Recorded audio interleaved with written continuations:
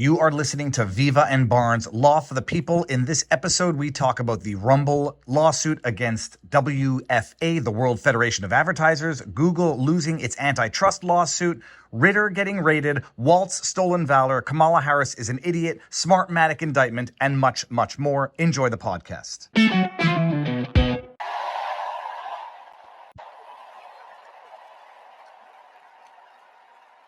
Which includes respecting the voices that I think that we are hearing from. And let me just say this on topic of what I think I'm hearing over there. Oh. Let me just speak to that for a moment, and then I'm going to get back to the business at hand. You know what? If you want Donald Trump to win, then say that. Otherwise, I'm speaking.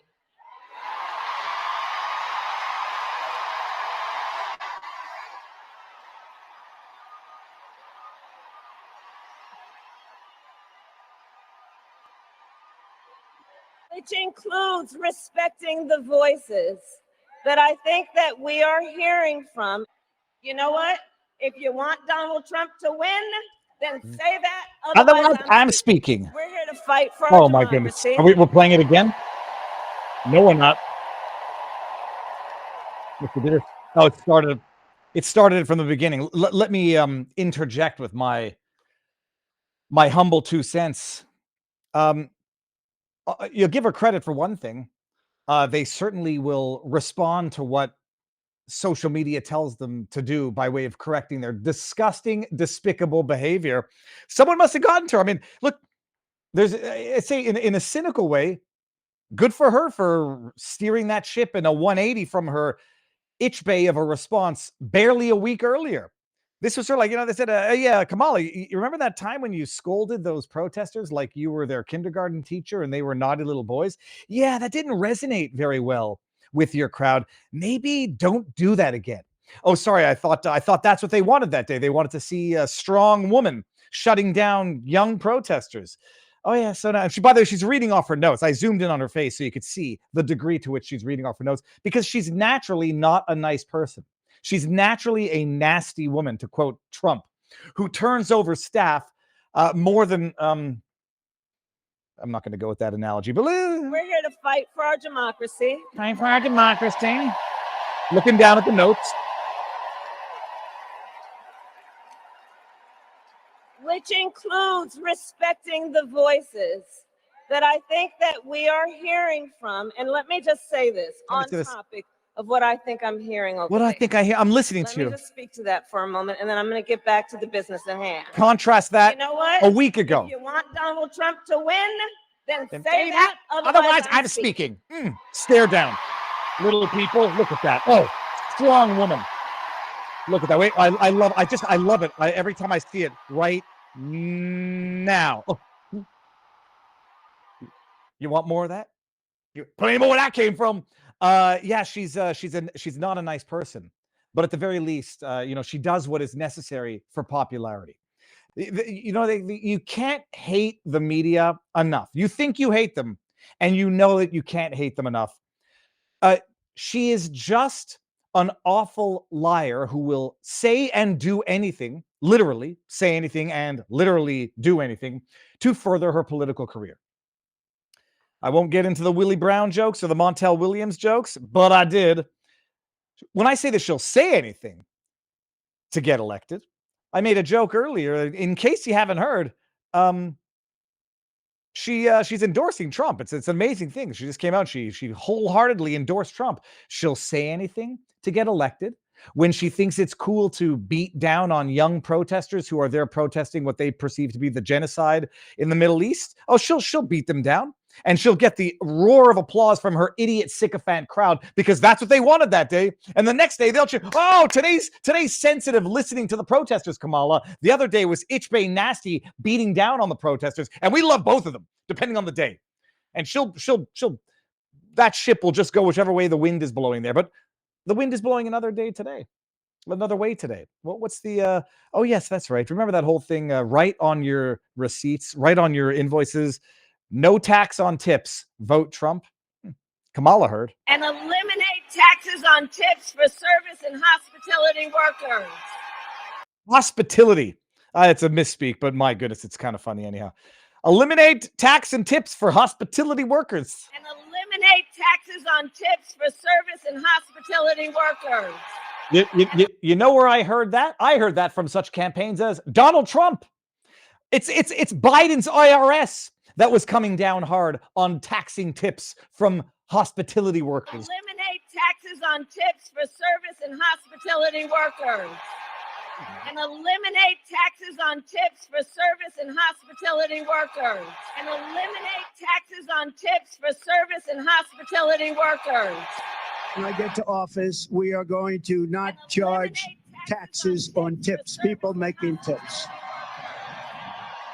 I put out the pre-show vlog before we started today, and I said, like, it's a little despairing because you try not to, I don't say this judgmentally. It's not a question of being smart. It's a question of being informed. Someone can be informed and not be intelligent. So I'm not saying stupid, low information voters as in a judgment call on their capacity for intelligence, but rather on their propensity to be informed on the subjects that they take positions are. This is going to work.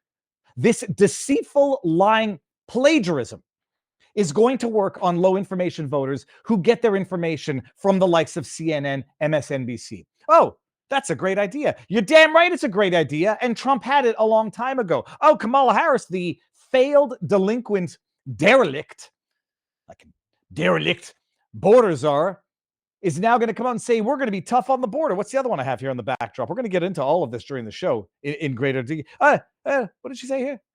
She's going to be tough on the border. Did I have that? Did I have that clip here? Was it, maybe it's this one? Hold on. I think it's this one. We know our immigration system is broken, and we know what it takes to fix it. Comprehensive reform. Oh, yeah. She's going to be comprehensive reform. Strong border security and an earned pathway to citizenship. Can you believe they have the balls to come out and take this as a policy position? Strong border security. It's not an open border. Viva Fry said it's an open border. Fact check, false. It's a porous border. No security, no screening, catch and release. And these MFers are going to come out now and say, we're going to be strong on border security. Oh, and we earned citizenship? Earned pathway to citizenship. And an earned pathway to citizenship. And everybody's like, yeah, that's right. Oh, you were never the border czar. We didn't have the media telling us 2 weeks ago that you were never the border czar, even though you were the border czar. But Donald Trump does not want to fix this problem. Be clear about that. Be he clear. has no interest or desire. No, be clear about it. First of all, her nasal way, it drives me nuts. It's like the opposite of vocal fry. It's vocal nose. Donald Trump has no desire to fix it. What did she say? There's just something before that. Be clear. Be clear about something. What do I always say? When someone says, let me be clear, they're going to lie to you. That he has no interest or desire to actually fix the problem. Confession through projection. He talks a big game, and then he votes border down security, but he does not walk the walk. He's not president, and you undid his policies. Year, everybody here knows earlier this year we had a chance to pass the toughest bipartisan border security bill in decades. But Donald Trump tanked the deal. I can't even, I have to play it out. I have to play it out. 2 minutes of hate. Stolberg. Because he thought by doing that, it would help him win an election. But when I am president, I will sign the bill. When I am president, I will sign the bill to resolve the border crisis that I caused. And by the way, of course she'll sign that bill. You know why she'll sign that bill? Because that comprehensive bipartisan border bill was a steaming load of political garbage. It was not a Pandora's box. It was a trap. Of course she'll sign the bill. It gave DC courts exclusive jurisdiction to adjudicate on border issues between the states. Of course she'll sign that bill. It ratified illegal immigrants crossing the border, but less than 5,000 a day. It legalized illegal immigrants crossing the border so long as they didn't exceed 5,000 a day. Of course she'll sign that because it gave more power to DC and screwed the border states even harder. Low information, idiot voters. And they're sitting there clapping it up. Oh, Donald Trump torpedoed the deal. He wasn't president. Biden comes into office and the first thing he does is undo executive orders and opens up the border. Oh, sure, they're good. Oh, shit, we got 15 million illegals that came in our regime. First day in office, I will solve the problem I caused. And these idiots clap like barking seals. Oh, said I wouldn't give myself a stroke, so I won't. But the best way to make sure that you know what's going on with your body, people. First sponsor. It's the sponsor of the night. Best way to make sure that you know what's going on with your body, Lumen, people. It's a wonderful thing. It's the world's first handheld metabolic coach. It's a device that measures your metabolism through your breath. And on the app, it lets you know if you're burning fat, carbs, and gives you tailored guidance to improve your nutrition, workouts, sleep, and even stress management, which I could use a little help with. I'm pretty good on my metabolism, but my goodness, I went for a jog this morning and it was so flippin' hot. I actually had to walk for a few seconds to not pass out. It was too hot. How does Lumen work? All you have to do is breathe into your Lumen first thing in the morning and you'll know what's going on with your metabolism, whether you're burning mostly fats or carbs. Then Lumen gives you a personalized nutrition plan for the day based on your measurements. You can also breathe into it before and after workouts and meals so you know exactly what's going on with your body in real time, and Lumen will give you the tips to keep on top of your game. Your metabolism is your body's engine. It's how you burn fat, turn foods into energy, and keep going. Because your metabolism is at the center of everything your body does, optimal metabolic health translates into a bunch of benefits, including easier weight management, improved energy levels, better fitness, better sleep, etc. Lumen gives you recommendations to improve your metabolic health. It can also track your cycle on the onset of menopause, which I don't have to worry about. But if I go to the UK, maybe they're going to have to start warning men that they can go through menopause. I'll tell you about that in a second. Adjust your recommendations to keep your metabolism healthy throughout hormonal shifts so you can keep up your energy and stave off cravings. Go to the link, people. It's in there. Lumen.me/Viva. Lumen, LUMEN.me/Viva to get 15% off your Lumen, or just click the link below. It's in the description. Lumen.me/Viva, 15% off your purchase. Thank you, Lumen, for sponsoring tonight's show. Bada bing, bada boom. What was I going to say about hold on. It had to do with the Lumen, and it had to do with hormonal shifts. You see, I read things in the news, and I was like, this can't be true. It can't be true. NHS warning men of pregnancy prior to x-rays. Here we go. Look at this. This is from the Telegraph, people. I see it on Twitter, and I'm like, I'm not sharing this. This can't be right. Can't be right. Let me read. I'll read you the headline before I share the screen, actually, so that you know. It's crazy. NHS staff, that is, oh crap, what's the NHS? It's in the UK. This NHS staff told to ask men if they are pregnant before x-rays. New guidance requires radiographers to check whether all patients aged 12 to 55 could be expecting. Bullshit. It can't be true. We do not live in the world where this can be true. Oh, what's that? It's actually true. And I'm not creating an account. I'm going to go to the archive and put it in here. Last archive 13 hours ago, NHS x-ray operators have been told to ask men if they are pregnant before conducting scans, the Telegraph can reveal. Radiographers at multiple hospitals have been told they must check whether all patients aged 12 to 55 are pregnant, regardless of their sex, as part of inclusivity guidance. Oh, I don't want to jinx anything and say like meteorite, now's the time, because Lord knows that it might actually happen. I had this discussion with someone and like, well, of course they have to do that because the person can be a trans male. And I was like, you realize what just happened there, right? They just got you to use words that don't exist. A trans male is a female. So you don't need any guidance if you're going to ask a female if they're pregnant. Okay, well, they might have had that phallus sewn on, so they might look like a male. I don't think anyone's going to have that risk in any event. They might have had a phallus. What is it called? Take the skin off the arm and build a phallus. So the doctor might not know that they were born. They're a woman who has done body stuff to make them look what they think a man looks like. It's insanity. And I said, well, you're using the language now. You're playing the game, and they've moved the Overton window so much that you, an otherwise reasonable person with a decent amount of life experience, is now saying, well, it makes sense because they could be a trans man. So they could be a woman, a man with a ding dong, and you better make sure he doesn't have a uterus. Like, what are your chromosomes? Do you have a uterus? No, then I don't need to ask if you're pregnant. Although, before taking an x-ray, you might want to ask them regardless X-rays can cause problems if you have too many of them. Okay, everybody, good evening. And to the gentleman that I met fishing today, if you're watching tonight, good to see you digitally. I went fishing Loxahatchee. We landed the clown knife fish yesterday for the first time ever. We out-navigated. The alligator. And it was quite good. The video's up there on the interwebs. Now, let me just make sure I should have actually done this a long time ago. We're live across the interwebs. For those of you who are first-time watchers, Viva Fry, David Freiheit, former Montreal litigator turned current Florida Rumbler. We start off across all platforms: YouTube, Rumble, Twitter, and vivabarneslaw.locals.com. And then, because we're going to create this parallel economy, we're going to spend our dollars and give our eyeballs to people who deserve them. We end it on YouTube. We ended on Twitter as well, but that's not for any shade on Twitter. And we go to Rumble, and we go to vivabarneslaw.locals.com exclusively. And then at the end of the show, we end on Rumble, and we have our vivabarneslaw.locals.com supporters after party, and it's fantastic. We seem to be live everywhere. I'm on the good mic. I can hear my nice, deep, resonating, bassy voice.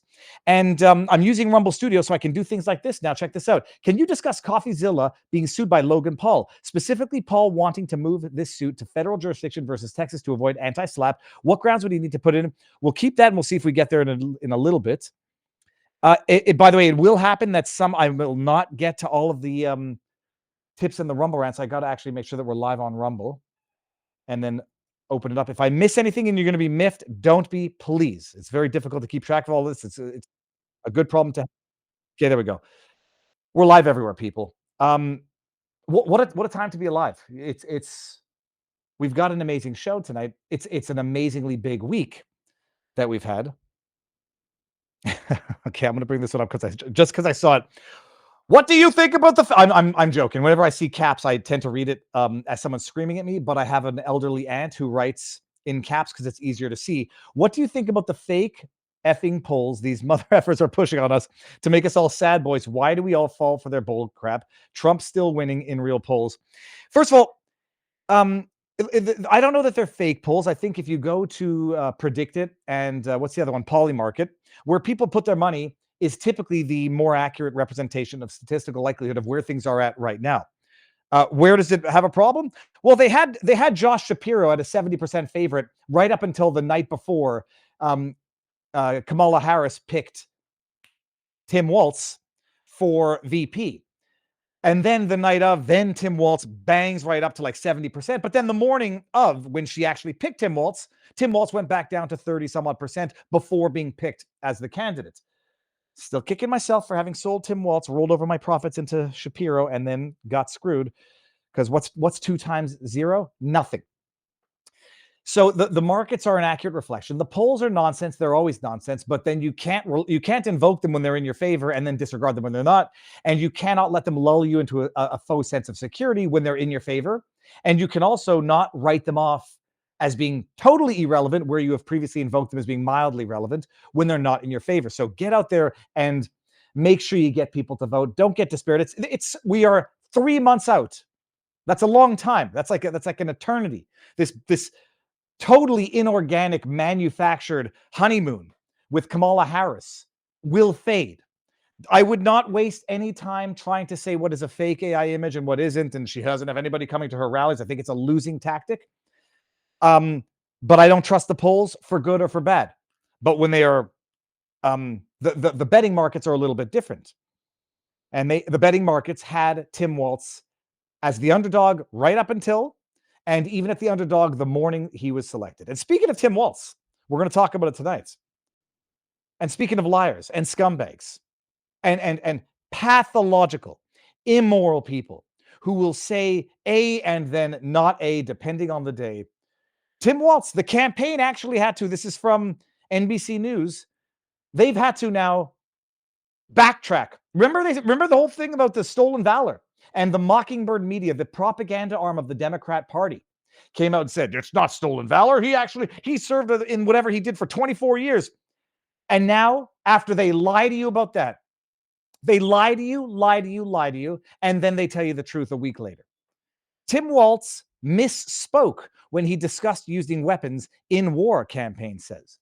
The statement from the Harris campaign follows criticism of Walz's military record by vice presidential candidate. Do you understand that even when they tell the truth, they lie because they're the scum of the earth? Nobody was criticizing his military record. They were calling him a liar for having lied about his combat experience. Anybody who does 24 years in the National Guard, whatever he did, deserves praise for what they did. Nobody's criticizing the fact that he did 24 years of the National Guard. They're calling him a liar because he stole valor by falsely alleging that he carried weapons of war in war. And then they said you were a liar for saying it. They said everyone who says that is wrongly accusing another veteran of his military service. But now they can't even tell the truth properly when they tell it. Nobody criticized his military record. They criticized him for lying about his wartime combat experience. Having been one of those that came back, we were in support of OEF, but sitting in there with OIF veterans. When we came back, they showed us the horse whisperer and told us to be nice when we went home. And that was the extent of it. That was in 2004. Now, I'm proud to say that because of the people sitting in here and people who came before me, things have changed over the last 4 years. They have not changed enough. But Mr. Kennedy is following and moving something forward that the late senator from Minnesota, Senator Wellstone, advocated so clearly: mental health parity, and this issue of destigmatizing mental health, of understanding. And I, being in there and knowing as a first sergeant, know exactly what you're saying, and watching as people aren't trained on this, that there is there's a discrimination that goes against a soldier who has the courage, the fortitude, and, as you said, the insight to admit this. So having been one of those that came back, we were in support of OEF, but sitting. That wasn't the clip I thought it was going to be. I thought it was going to be the one where he talked about carrying weapons of war in war. So lying about his military experience in terms of having been to combat so that he could push an anti-gun agenda, which is what he was also doing. These weapons of war have no place except in times of war, and I've carried these weapons of war in war, which was a lie and always will be a lie. Cernovich put out an amazing analysis on this, and I shared that earlier. As well. Now, while Barnes gets in here, Barnes is in the backdrop. I see the avatar. Let me make sure if I can see something up here in the YouTubes. Says Cheryl Gagey, nice knife fish. Who was holding the camera? The gentleman that we met at the Loxahatchee, because I don't trust the kids to hold the phone over the ledge. I've seen many people drop their phones into those waters, and you're never getting them back because you can't pick them up with a magnet. I got a professional, super powerful magnet fishing magnet, and it doesn't pick up the iPhones unless it happens to be in one of those magnet cases. And so you're never getting those cameras back, especially because those waters are infested with alligators. And then we got Ian says, when the Irish start playing My Little Armalite, you know it's hit the fan. I'm not sure I get that. Robert, why are you on that side? How dare you, sir? Okay, there we go. Robert, they say he never lied, and then they actually come back and backtrack, and he misspoke when talking about a memory of his own life. That's not a misspoke. That's a lie. Okay. Hold on. I'll just bring this one up one time. Explain the Overton window for me. Use an example from your show if you can. Love you guys. The Overton window is what is tolerated in mainstream society as being acceptable discourse or acceptable politics, acceptable ideas. And the more people push towards like radical trans ideology that, you can go cut a wee-wee off a 12-year-old boy or the breasts off a 15-year-old girl, the more you normalize what would otherwise have been the radical center point 10 years ago, and the more people push radical stuff, the more the Overton window shifts to tolerating what would have otherwise been intolerable or not tolerable decades earlier. So I think that's it. I think I did a good one there.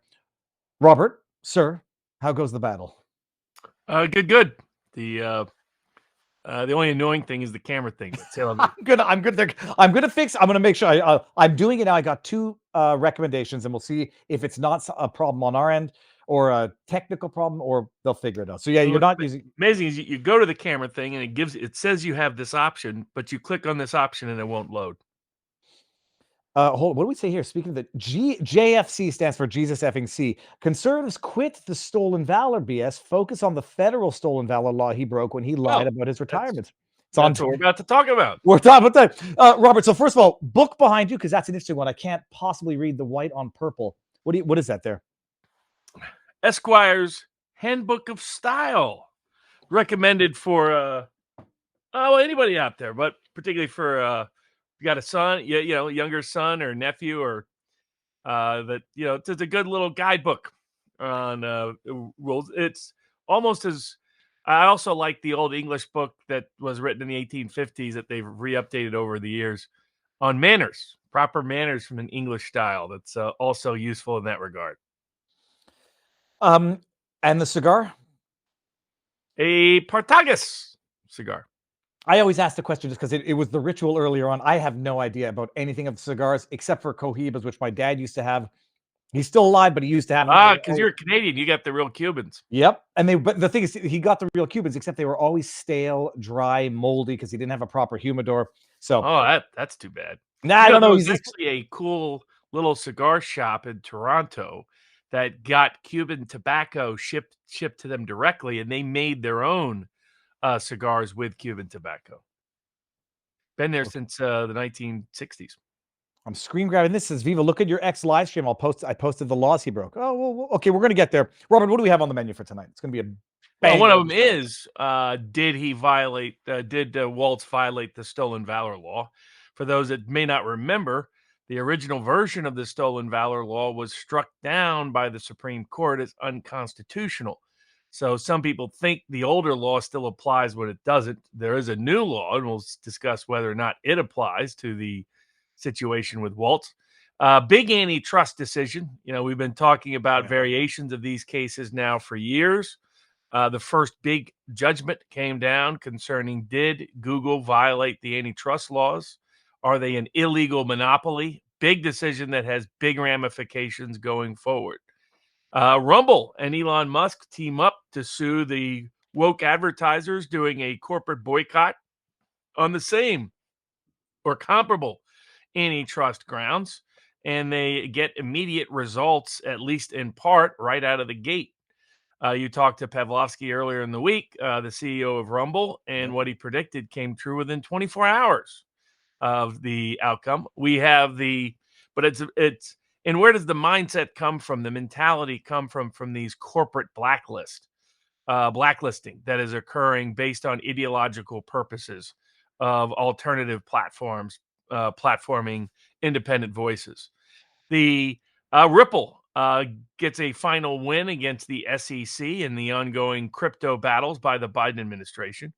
The UK is threatening to extradite Americans based on their speech to be prosecuted in England. I must admit, one of my red coat tweets, I was like, I wonder how it could. We'll get there. How it could possibly happen. No doubt. Tulsi Gabbard, former Congresswoman Tulsi Gabbard, it was disclosed by whistleblowers this week, had been put on a secret watch list and was being spied on and surveilled and monitored and followed by government officials for the last several years. Scott Ritter, famous critic of American foreign policy, had his home raided this week by the federal government.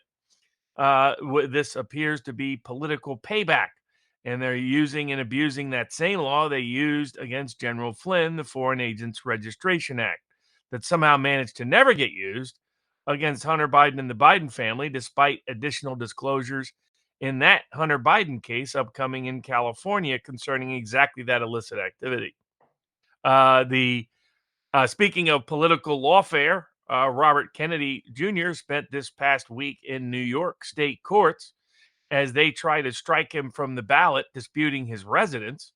There's all kinds of problems with that lawsuit. It's always interesting when they decide they have jurisdiction and when they don't, because that relates to another question that was the discussion of the Barnes brief this week. Is Kamala Harris qualified as a natural-born citizen eligible for the presidency?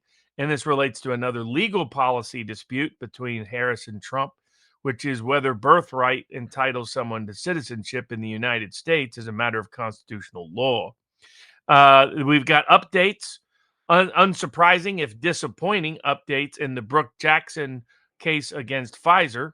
The hearing this past week took place in the case of Amos Miller, as the state of Pennsylvania continues to try to shut down Amish farmer Amos Miller and prohibit him from making his food available to people who desperately need it and want it.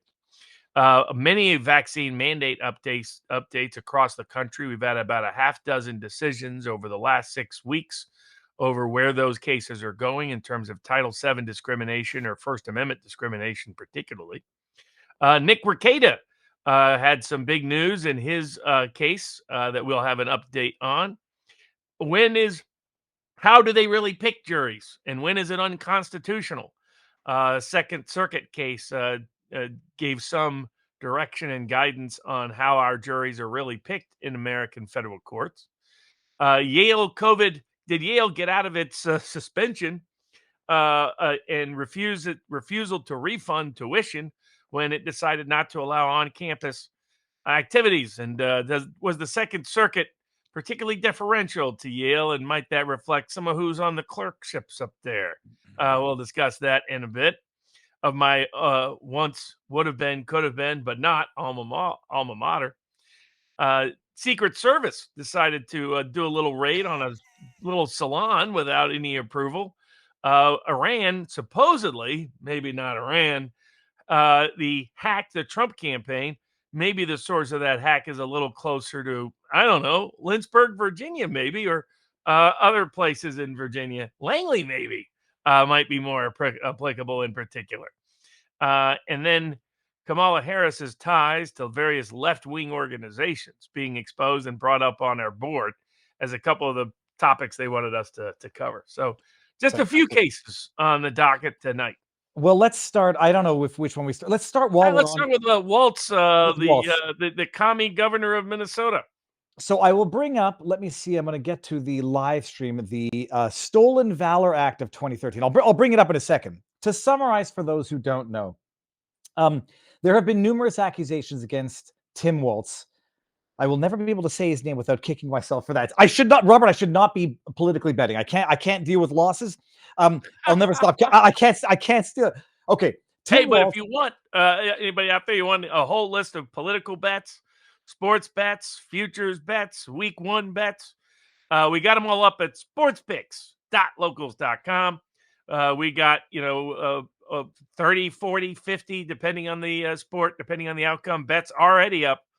And I think the political betting markets are going to be I don't know if I can ever top 2016, but I think it will be one of the most profitable betting periods out there. So if you want the insights, you can go to sportspicks.locals.com, and we got a bunch of political betting recommendations because I think the markets are off where they should be. Well, and also, I don't know if you use Polymarket or Predicted. Polymarket's the best. But you can only invest with cryptocurrency on Polymarket. And there might be additional utility for that sort of thing, especially if, let's say, the UK government decides Viva's been a bad boy. You might need a little extra currency to get out of Dodge. Oh, yeah, because the thing with Predicted doesn't have that many markets. Polymarket really has a lot of markets, and some of them do seem to be way off. But Tim Walz, he was 24 years. I want to say National Guard, but it wasn't National Guard. What was the nature of the service? It wasn't. No, you're absolutely right. It was National Guard. Okay, so National Guard, he served in peacetime issues, floods and the like, and he did 24 years, and it's a commendable thing. The problem with him, and I'll try to find the clip when you explain this and flesh it out for us, he specifically said that he carried weapons of war during times of war. Oh, not only that, he suffered post-traumatic stress disorder from his time in Afghanistan, fighting on the front lines. So there's that. Then there's the issue about him running for office and submitting his retirement papers 2 months before his battalion that he was the leader of was going to be sent off to Iraq. And it was like, well, we're going to Iraq. Time to retire. Let's get that in real fast. No, and so the retort to that was that, he submitted his papers before the battalion was deployed, except as Cernovich noted, he damn well knew upwards of 6 months before and decided to do it. So that's the retort to the media fake narrative.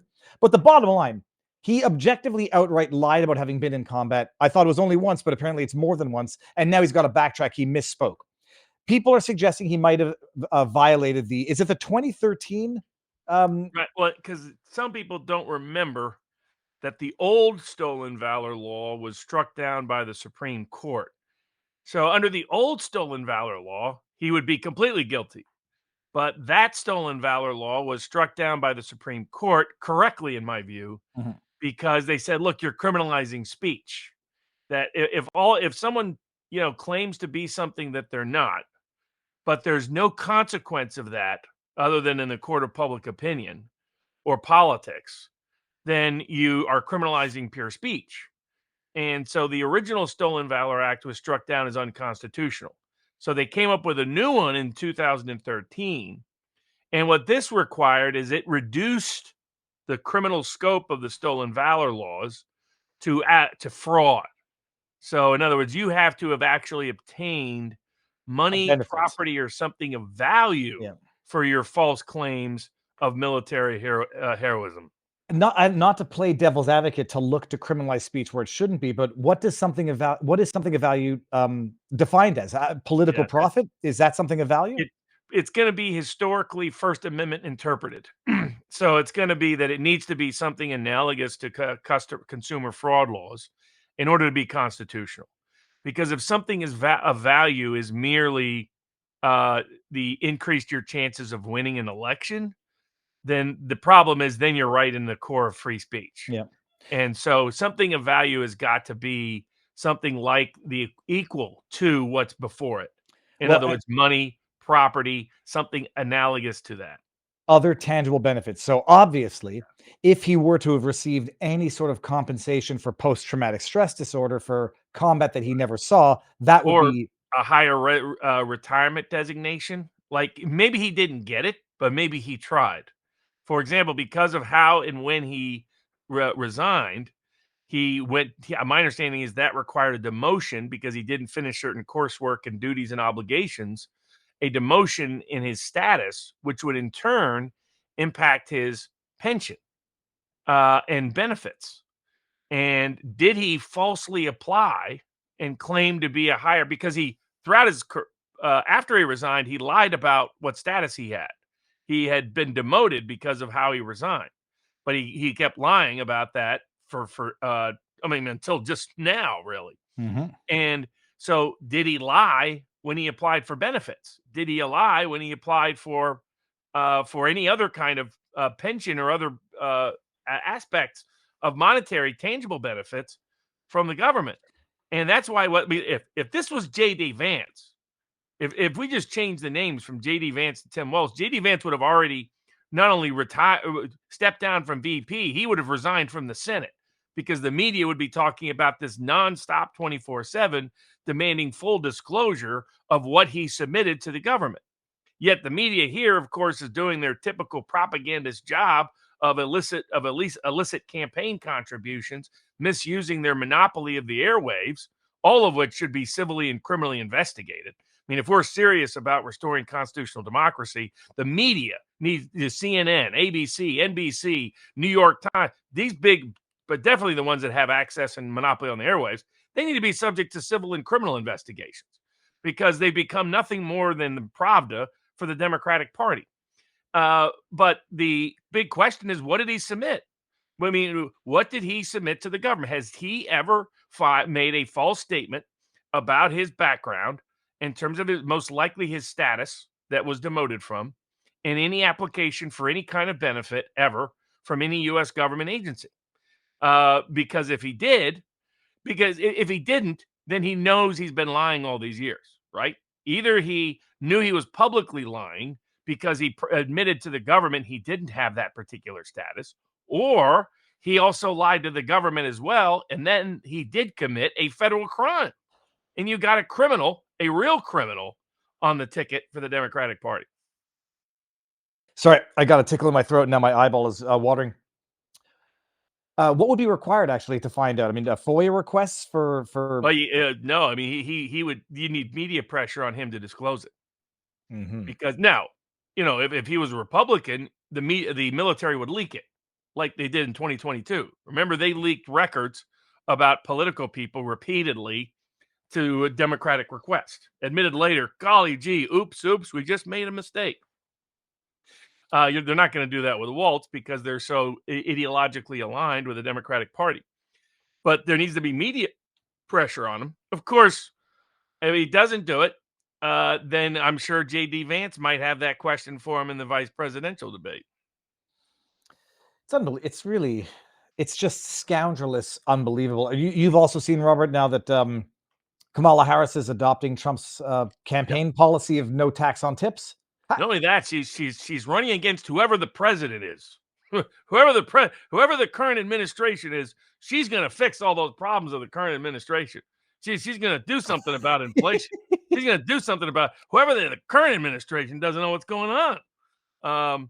Kamala Harris is running against Kamala Harris. Let's see how that works for them.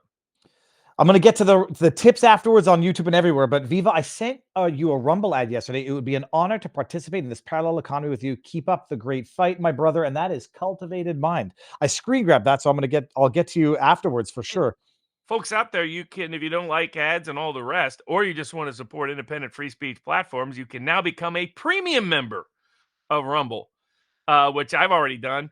I do it on YouTube too because I don't like the ads, but I do it for Rumble to support Rumble, to help monetize Rumble, as there's, what Rumble disclosed with Elon Musk this week is how they have been subject to a corporate boycott, a corporate blacklist by the woke ideological agenda that has taken over the advertising budgeting departments of major corporations, including, surprisingly, Dunkin' Donuts.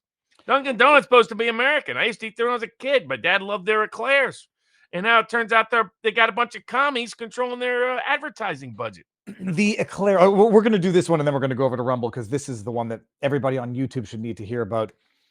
X and Rumble sued various entities, but the top of the umbrella was WFA, the World Federation of Advertisers. It is a partner with the WEF, the World Economic Forum, and the WFA has what they call an initiative known as the acronym GARM, the Global Alliance for Responsible Media. They forgot. They originally planned on that acronym spelling, GERM, because then at least be more accurate for what their effect is on the economy. Yeah, it's just missing the S at the end. It needs a Soviet at the end, because this is perfect communism in action. We have an alliance, it's an initiative, and you can become a member, and we take care of security and safety on the internet. And they bragged about it on their own website that they controlled 90% of online ad spending, something in the order of $700 billion. And that if you want to be a member of the WFA, you have to adhere to certain protocol. And if they don't like you, they then pressure all of the agencies who control all of the companies, and they don't advertise on you. They boycott you, and they try to bankrupt you for not adhering to their safety protocol, their brand protocol. The only issue is this was disclosed by way of an exhibit in the X Twitter lawsuit. You have this guy, Radowski, I don't know, his name doesn't really matter. He's on the board of the WFA, talking about how Unilever wants to see evidence that overtly partisan content is being appropriately censored. Nothing to do with security, safety, whatever. Overtly partisan content, such as, and they put in brackets, the Hunter Biden laptop expose. So we basically find out that this is a partisan, politicized, they call it an illegal boycott. And I think people took issue with that because they say, look, we can do whatever the hell we want. We're private companies. The question is, that's never been true, right? You can't engage in antitrust behavior. You can't engage in various forms of consumer fraud. And there's a wide range of boycotts and blacklists that you can't do. There's some boycotts and blacklists that are legal, and there's some that are not. Assuming that this is sort of the corporate whore wing of the so-called conservative movement. That basically, if it's a corporation, everything they do is just fine.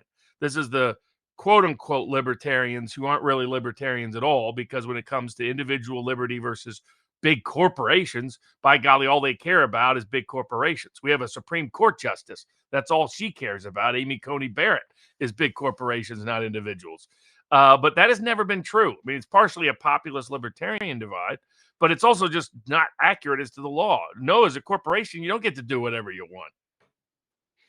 Well, they sued. We'll see, and especially they sued alleging Sherman Act antitrust violations because, by their own admission, they control 90% of the ad spends. That's pretty close to a monopoly, and they file suit. Trump, Elon Musk went after Unilever, a bunch of other Mars, a bunch of other players. Rumble went after the WFA and a bunch of other players as well.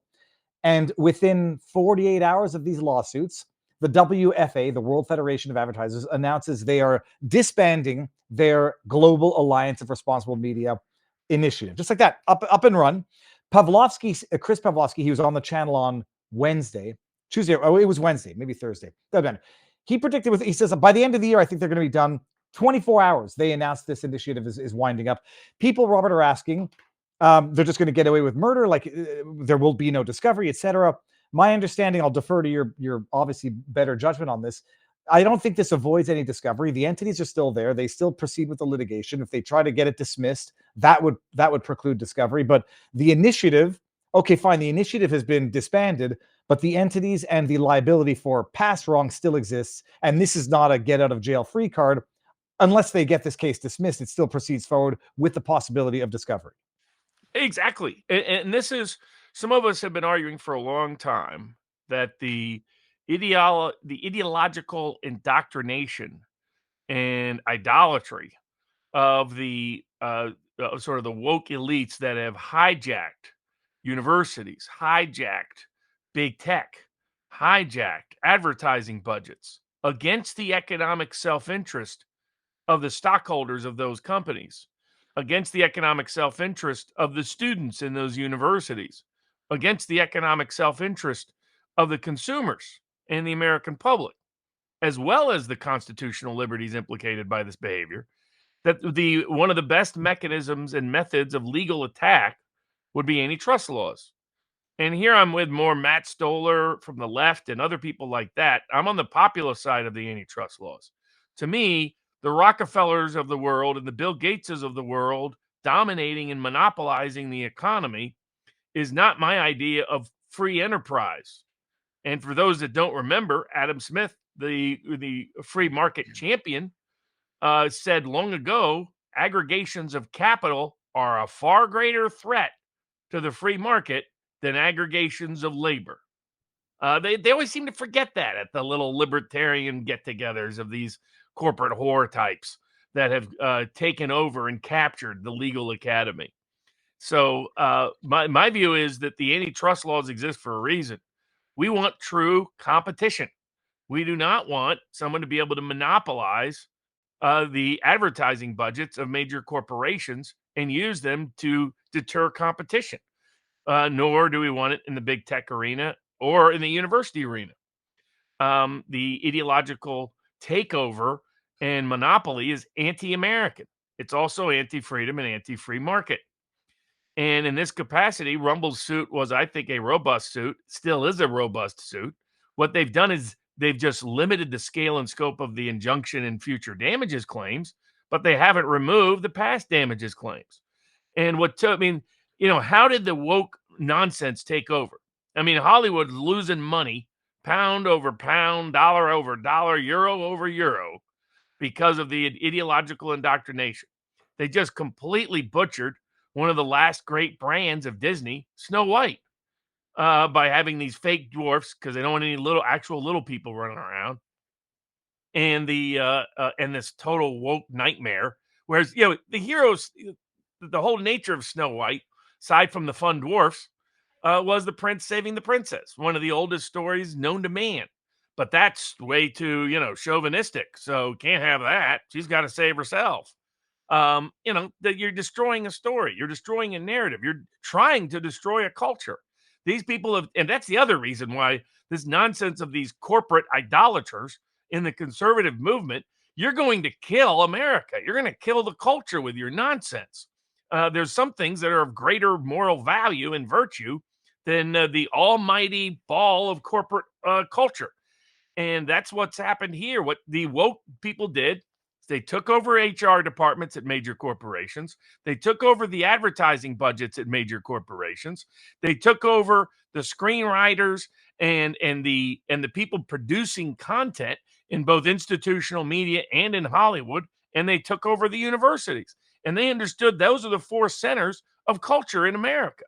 And they've been just trying to destroy and wreck our culture. That's how you end up with something like the Olympics beginning, with all the moral horror of that, broadcast to billions of people around the world, is because we've let it happen.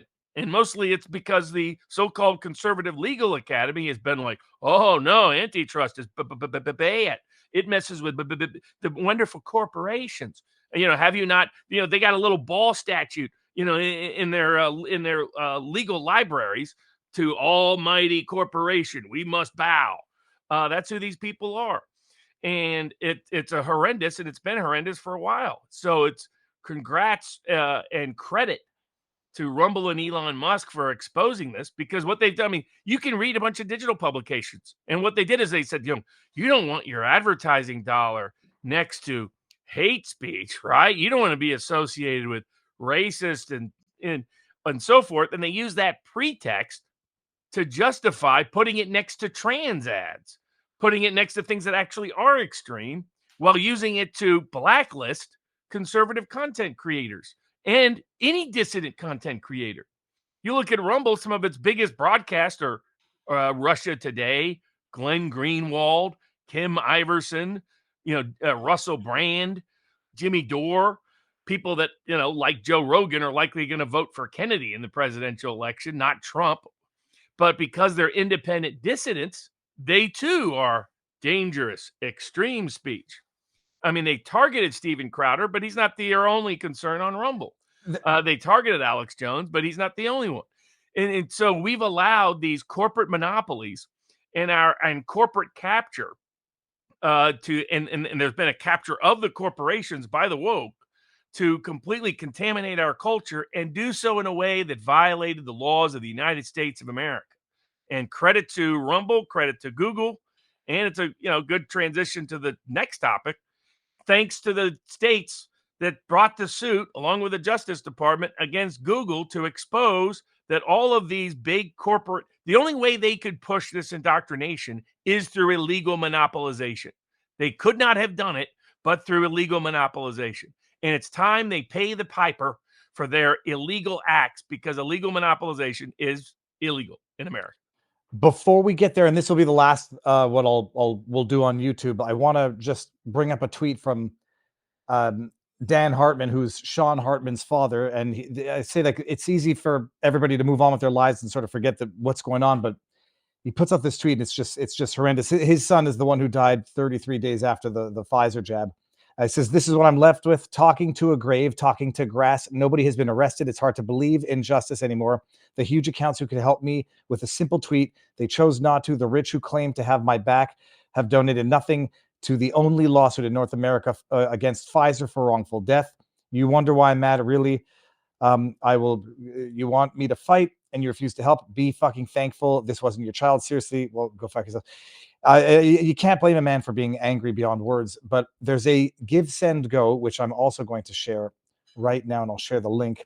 And if anybody can, if you can't, because there's also not unlimited resources, share the link. This is the Give, Send, Go, and I'll share the link around. Speaking of Google monopoly and exercising that monopoly to censor and and that's what it is. And we let and I'll give them credit. The brilliance of the left was to use the right against itself, use the right's idolatry of big corporations, which again are just state-created entities. Corporations are an exchange. You get a special privilege that all your investors cannot be held individually liable for the bad acts you collectively and aggregately do through your agent, the corporation, up to the point of your limited by the scope and scale of your economic investment for the corporate form. And then it's a state entity. It's a state privilege. That's what it is. You're celebrating. You're celebrating the state when you celebrate a corporation.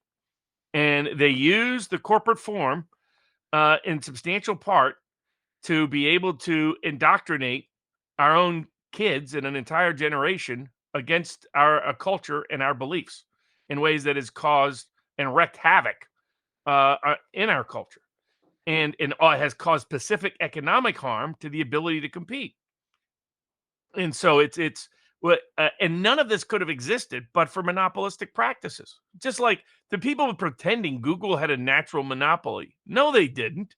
If you had studied anything about Google, you knew they had anything but a natural monopoly. We're going to get to that in Rumble. Let me just read a bunch of the YouTube super chats that I won't be able to bring up later. Yes, this is from Kimmy Hunt, who says, yes, Walz applied for retirement and military benefits under E9. The military knocked his paperwork down to E8. And now I got to go see what Then he committed stolen valor. He violated the Stolen Valor Act. He's a federal criminal. Well, we're going to see if we can verify that. Barnes, I believe you were referring to the House of Horvath cigar manufacturers in Toronto. Yes, I think that is correct. Who did that come cool from? Little place to take a tour of, by the way. That came from J13IRD. And then there's a couple more. It's okay. Here, let me just see if I can do these. Robert, open your window so you can smell the burning tires. I don't think I understand that. Oh, that's a reference to Waltz's wife, who said she liked to keep her windows open during the BLM riots that did so much damage to people and businesses in Minneapolis, so she could smell the burning tires. I mean, he comes from a family of educate. I mean, nothing worse. I mean, the only thing worse than two teachers who come from families of teachers getting together and propagating children or gaining power is when two federal prosecutors do it. But the otherwise, I mean, they're not from the Midwest in that sense. They're from the teacher culture that is part of this ideological indoctrination and contamination of our culture. We let a bunch. I mean, this is a guy that they went on a honeymoon in communist China. He loved visiting communist China. He loved taking his kids to communist China. I mean, this is a very Kamala Harris's father is a communist professor from Jamaica, whose family owned slaves because that's a natural commie tradition, to be honest. It gives you an idea who these people are, and we let too many of them get too much power. And it's time they be held to legal account, like Google finally was. All right, last one. Will the Overton window shift towards each party having about 50% support? It seems that close elections are a natural state of things, and that's from Peter Barrett. Oh, I lied. One more. Barnes, I believe you. Okay, I got that. Okay, now here's what I'm gonna do. Let me get my window back up because I had to minimize a few things here. We are going to end this on YouTube. Do we leave? I mean, we're going to end it on Twitter as well, and I'll post the replay tomorrow. And so come on over to Rumble. It's in the pinned comment. Come on over to Locals. I'll give you the link one more time. And we shall take this party to the free speech platforms. It includes Twitter, but we're going Rumble and vivabarneslaw.locals.com in 5, 4, 3, 2, 1. All right. Google's a monopoly, and they've been abusing of their monopoly power to screw advertisers by abusing of their monopoly to jack up the prices on their ad spend. So Judge Mehta, MEHTA, 286-page decision, thorough, meticulous. I mean, I go through it. I get my brain shuts off when it gets too technical for computer stuff. But the bottom line, ironic, by the way, this judge, who otherwise is a very political judge, January 6th cases has been horrendous. That he comes from that Democratic Party tradition that it still believes in antitrust, thank God. And to me, it's a sad reflection of the status of too much of the conservative legal academy, that you are better off suing Google in DC or a liberal Democratic jurisdiction than you are a conservative jurisdiction. Conservatives should return to their free market roots, which is very deeply antitrust. And one of the biggest antitrust advocates ever was President Teddy Roosevelt. And so there's been this bastardization in conservative legal academy beginning in the 1950s and 60s that culminated in the 70s and 80s with people like Bork, who in my view was not a constitutionalist, by the way. Never been a Bork fan. I didn't mind how he got Bork, to be blunt about it. This was a guy who didn't really believe in civil liberties of individuals. Was a complete corporate whore as a judge. And would have been had he been on the Supreme Court. It is a bastardization of the academy. But you're right. Because he actually believes in antitrust law, he followed through on that, followed the facts, followed the evidence. Now, of note, he didn't sanction Google, even though Alex Jones was accused of not complying with discovery when he actually did. Sat for hundreds of hours of depositions and provided millions of pages of documents and information. By contrast, Google destroyed and deleted a bunch of files and information that clearly would have incriminated them and shows that they've known what they were doing for the last decade and a half has been to illegally monopolize certain parts of the economy and leverage that monopoly for anti-competitive purposes. And finally, they got caught, even though the judge didn't have the cojones to sanction them for their illegal discovery deletions. Okay, and so I just got distracted with one thing. But so the 30,000-foot overview of a 200 some odd page decision is, as far as the evidence went, the judge concluded that Google had a monopoly. It had a monopoly in that it was paying billions of dollars a year to ensure that their apps were being tied into mobile phones and various devices. In the internet browsers too. I mean, basically any method of distribution of search and for advertising on search or advertising connected to text, Google leveraged exclusive contracts with the browser providers, with the phone distributors, with the text message, with the phone makers and the text distribution folks to have a complete monopoly. And for those that don't know the connection, Google owns YouTube now, right? Mhm. I mean, the reason Rumble has several lawsuits currently going against Google and YouTube because they go to great lengths to suppress and censor information that would lead you to a Rumble link because Rumble is a competitor. This is how they've abused their monopoly power for anti-competitive purposes, for purposes that undermine the free market. Free market is not, God bless the aggregation of capital. Free market means real free enterprise. Go back and read Adam Smith for real in ways that people like Bork never really did. He didn't believe in it. And a lot of these other conservative legal academy folks didn't believe in it and don't believe in it. Sadly, it's taken the left to reinvigorate antitrust law in America.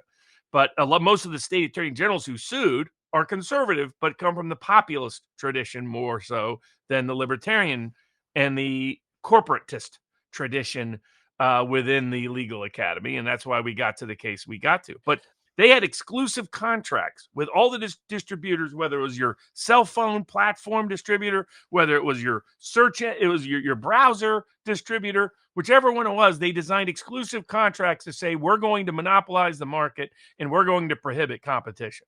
And it has ideological implications because Google is trying to rig elections around the world, most paramount here in the United States of America. Try to search assassination of Donald Trump, try to search Tim Walz stolen valor, and you're going to discover that they're being driven down so you can't find them, because that's the other problem, the side effect, the impact of whoring to corporate, of being corporate whores in the conservative legal academy, is you're allowing your political adversary to fix elections because that's what happens when you let monopolists run free. Look at this. They fixed the Trump assassination. Trump, at least you get assassination attempt. Now it auto-populates. Here, Waltz, stolen state pension, stolen valor. It doesn't come up, but then it comes up in search results. Okay, nice. You have to put it all in, or otherwise you're not going to get it. Oh, that's just because it's digesting the new search terms. It'll be ready in a week or two. So the judge comes to the conclusion they have a monopoly. They exploit of all these tying agreements to pay off billions so they can then jack up the prices of advertising based on the monopoly that they've acquired through unlawful monopolistic means. And most importantly, prevent competition. Prevent anybody from getting any degree of share of the. Google doesn't have a natural monopoly on search. Google has manipulated and illicitly and illegally contracted with a range of parties to create that monopoly and to economically discourage and disincentivize free competition in a true free market with true free enterprise. You're not allowed to compete with Google because of these exclusive secret contracts that they have done with people like Apple, with like all the Android makers and the others. That's why they have the reason why you open your browser and it goes right to Google is because of these illegal monopolistic anti-competitive contracts. The reason you open your phone and the only Play Store is the Google Play Store is because of these illegal anti-competitive monopolistic contracts. That's why they exist. That's why, and everybody's known it for a decade and a half. And it just finally took conscientious attorneys general and conscientious people in the Justice Department at the Antitrust Division to take remedial action. And it took a court that valued antitrust to enforce it. What people are predicting that there's going to be some, I know it's going to reshape the way people do business online. What is going to be the practical outcome of this? Look at what happened to Microsoft. Microsoft was in a position to monopolize the internet browser market because Bill Gates understood the power of this. He lost his antitrust suit, and he was no longer in a position because they broke up parts of it, ordered other things to take place. They basically stripped him of the capacity to monopolize the browser market. So what happens when they order Google to sell YouTube? Right? That's one of the things they can do. They can order the breakup of Google. What happens if they require Google no longer have these contracts enforced in this manner with web browsers and with cell phone makers? What happens when they require that Google not be able to have dominance on Android phones? So it's a radical restructuring of the marketplace is what's coming if there's meaningful and effective enforcement of this provision. And it's what, Trump and Vance and others should be campaigning on. That, your biggest opponents, these two cases, which is not a coincidence that Rumble is integral in both. Rumble's provided evidence and testimony to the Justice Department Attorney Generals in this prosecution of Google, and has two of the leading private action cases. Now, by the way, if you look at Rumble's suit, for example, against the woke advertisers, and I think you could extend what Google's doing here with YouTube, the other people that might be able to bring suit are content creators. So there could be a class action for independent content creators against what Google is doing, against what the advertisers are doing. It might be a fun little project for 1776 Law Center to take a look at. But it's critical to not only restructuring our economy to be open and free in the world of big tech for these unnatural monopolies. They're as unnatural as Pete Buttigieg pretending to be a woman to breastfeed his kids. I mean, it's that level of unnatural. Is that you could also restore free and transparent elections in the United States. You could also just read Robert Epstein's work on how Google completely shapes election outcomes around the world. Globally, you could have an impact. You could have an impact on honest, independent news for the first time, to have access to it at a broader, bigger basis, wider reach. You could influence, you could restore cultural norms to our culture rather than the degeneracy being celebrated by these insane woke people who want to destroy it from the inside. So this is the legal fulcrum by which you could completely restructure our elections, culture, and economy. And the power here is massive in antitrust. You can order them to broken up. You can order them to sell different components. You can order them to no longer exercise certain kinds of authority or power through your injunction actions. This is a devastating ruling for Google, but it also is devastating for the woke monopolists that depend on that monopoly for promoting their cultural degeneracy and attacks on the United States, and for those trying to fix our elections. It's all of it. There's no greater power than the antitrust power to reshape and restructure American society. And this was a first critical, essential step in that direction. It's wild. Robert, okay, so I don't know what we want to get into next. I'm going to bring something up for our discussion on the UK. But before we get there, and speaking of stuff, let me catch up on some of the tips on, don't you backtrack, because then I lose everything. Okay, Barnes, the plan to kill a swamp, blame Iran, go to war. This week, FBI thwarts Iranian plot to Trump to kill plot. FBI met with Perp in New York. Remember the phone call? The Crooks House, D.C. in New York. Yeah, I mean, clearly they had planned on blaming Iran for the assassination attempt on Trump. Now they're blaming Iran for the hack on Trump. Does that really make sense? I mean, is Iran so in love with the Democratic government they really care about Trump? That story screams deep state fake. Everything about it. A deep state deep fake is all the anti-Iran stuff concerning Trump, in my opinion.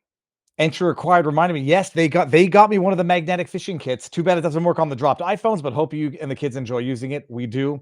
Lost Core, Don the Pleb did a great breakdown of Vance and Walz's military awards on X. I'll definitely look at that. Matt G. Hammond says, in case you missed my super chat, can you ask Barnes about the Third Amendment violation by the Secret Service who broke into a salon to use the restroom? We're going to get there during tonight's show. Just Thinking says, Garm going belly up will be just like journalist. It will pop back up with the new name like journalist. Yeah, they're going to rename. Well, the entities are still there. So it's not bankrupt. It's just the initiative is no longer doing damage, but the entities are still there. Viva Magnet, magnets, iPhone, water, no good, Ziploc bag, duct tape, etc. You can fix anything with duct tape. There is time to, I'm not, Trud. There will never be a time for violence because it just won't do what you think it's going to do. Cultivated Mind says, Viva, I sent you a Rumble ad yesterday. I got that one. King of Biltong in the house says, good afternoon from Anton's. Free shipping on your Biltong using code VIVA, BiltongUSA.com, AntonUSA.com. Never bought shares, but bought Rumble shares this week. So did I, by the way. And will be bi-weekly to support Rumble. Biden said he defeated Big Pharma during his term. Kamala is currently campaigning to lower Big Pharma prices. Robert, it doesn't make sense. Kamala's promises are empty. They're as empty as she is, and she's claiming she'll fix what she helped break. No question. That was from Snuggle Struggle. Says Marxists and their ilk have correlated competition into being synonymous with criminal. Trillions are recklessly borrowed, spent, and the working class are stuck with 56,025 cents taken by the government. The radon we have with monopoly is because government intervened in the economy to save the problem 100 years ago. T1990 says the truth of most forms of regulations that they are there to ensure monopolistic status of the individuals and companies paying off the politicians, get the government out of the economy. Illegal monopolization is the only possible because government intervention in the economy. All of a sudden, Newsom wants to clean up California, says Denise J. Smith. Ginger Ninja says, I'm not usually able to catch y'all live Sundays. Just popped in to say hi. Booyah. Snuggles, the quartering's in the house. Many praise companies like Walmart. I see quick path to Cuban-style markets. Just Walmart brand items that hike all costs for their brand goods because their competitors were forced into bankruptcy. The quartering says, if you don't follow the quartering on Rumble after this stream, then every fish Viva catches for the next 7 years will be eaten by alligators. Quartering, that would make for very monetizable content. So everyone check out the quartering. He's trying to get to a big round number. What is it? It's a 300,000? Harry Toe says, if you don't eat Anton's Biltong and follow the quartering, then you hate America. And then T1990 says, again, look into companies like Google, Microsoft. You will find they are paying off politicians left and right. That's why they have monopolistic status. Okay. Whew. Okay, we did it. The salon, Robert. They're breaking what are they doing? I don't even know what they're doing. They needed to go to the bathroom and they can't do it behind a tree like a normal person. It's the Secret Service used to being the Secret Service. And, we watched a couple of weeks ago at on the board, the Saturday movie night. This week was The Shooter, which was really good, about how assassinations can work, how the deep state can operate under certain conditions and circumstances. But In the Line of Fire had a more celebrated view of the Secret Service. The more real, like you had some back in the 80s and early 90s. The reality of the Secret Service, as Mark Robert has detailed in America's Untold Stories, going back to the Kennedy assassination, is that it's at the top. It's been a very corrupt institution. Doesn't mean there's nobody good that works there. Just like with school teachers, as somebody mentioned in the chat, there are plenty of school teachers that are good people, but the people who dominate the public school teaching trade over the last several decades are ideologically corrupt who can't wait but to indoctrinate our kids, as one teacher bragged about at a recent Kamala Harris rally. So it's the nature of the sort of popular front ideology of communists and leftists is to infiltrate institutions that have disparate influence on the public mind, and thus the focus on teaching, the focus on advertising, the focus on human resources. They're no fools, and that's how they achieved a cultural revolution in basically a decade. Things that would be considered wacky and insane just a decade ago are now normalized, and questioning it list you as a hate speech advocate that will get your entire platform you publish on blacklisted from marketing and advertising, as the Rumble and Elon Musk lawsuits detail. So it just shows kind of the nature of the animal. But the Secret Service just decided to usurp a woman's salon to break into the property, open up her bathroom for anybody to use without any permission. What they committed was trespass. What they committed was burglary. I mean, they could be prosecuted under local state law, theoretically. Not that anybody is going to do it. They'll argue federal immunity, but was that within their official duties? Robert, It might have been their official duties. Bada bing, bada boom. Okay, never has that been more applicable of the joke. No, what do they do? Like, I don't even understand the rationale. They do it because they can't go to any other place to use a restroom publicly. I mean, in a public place. I mean, what they needed to do, if they needed extra rest, I mean, obviously they probably did some inadequate planning, but it gives you a sense of the mindset and mentality. We're the Secret Service. We can do whatever we want, whatever we need. And they tape up the camera so that they don't get seen, except you get seen putting the tape up. Stupid. Yeah, it kind of like when the shooting happens in Butler, Pennsylvania. Well, give Trump credit. He says he's going to go back to Butler, and he's going to start his speech with, as I was saying, leave it. Only Trump could be, the having fun with his own assassination attempt. The complete lack of fear. Can you imagine Kamala Harris? If anybody took a shot at her, you wouldn't see her in a public setting for 6 years. She's scared of journalists asking questions. Totally different mindset, mentality there. But I think it's what Rogan said recently. When Rogan, praised Kennedy as he has throughout, people interpreted that to mean he was going to vote for Kennedy. And he came out and said, I'm not endorsing anyone. I never have. I like Robert Kennedy, but I have respect for how Trump handled the assassination attempt. And so maybe the prior anti-Trump statements that Rogan had made, he was saying, put that in some balance. The guy showed some real cojones there. But you get a sense for it. The Secret Service, when they want to, can assert all kinds of power. In the movie The Shooter, made over a decade ago, they're talking about how their perimeter is always up to a mile. Kind of interesting. How did that suddenly change between now and then? Were the Hollywood screenwriters completely off base with what the basis was? But of course, a lot of their cameras and text and other things that just didn't work. But you can see when it's a local salon they want to break in and use for whatever purposes they want. They just put a little tape over the security camera, burglarize the building, and leave it open for as long as they want. So it gives you a sense of the mindset of the people that are in power in the Secret Service. They just happen to get caught this time. Now, can she sue? Because of all the immunity issues, it's tough to sue. So, I mean, that's the problem. She would have to find a claim that's cognizable under the Federal Tort Claims Act, because that's the only act that's seen as having a waiver of sovereign immunity. The Bivens claims, thanks to, sadly, our conservatives on the Supreme Court, have been completely gutted, so you can't sue under civil rights laws. The federal government, the civil rights laws only apply to state government officers and local officials. They don't apply to the federal officials.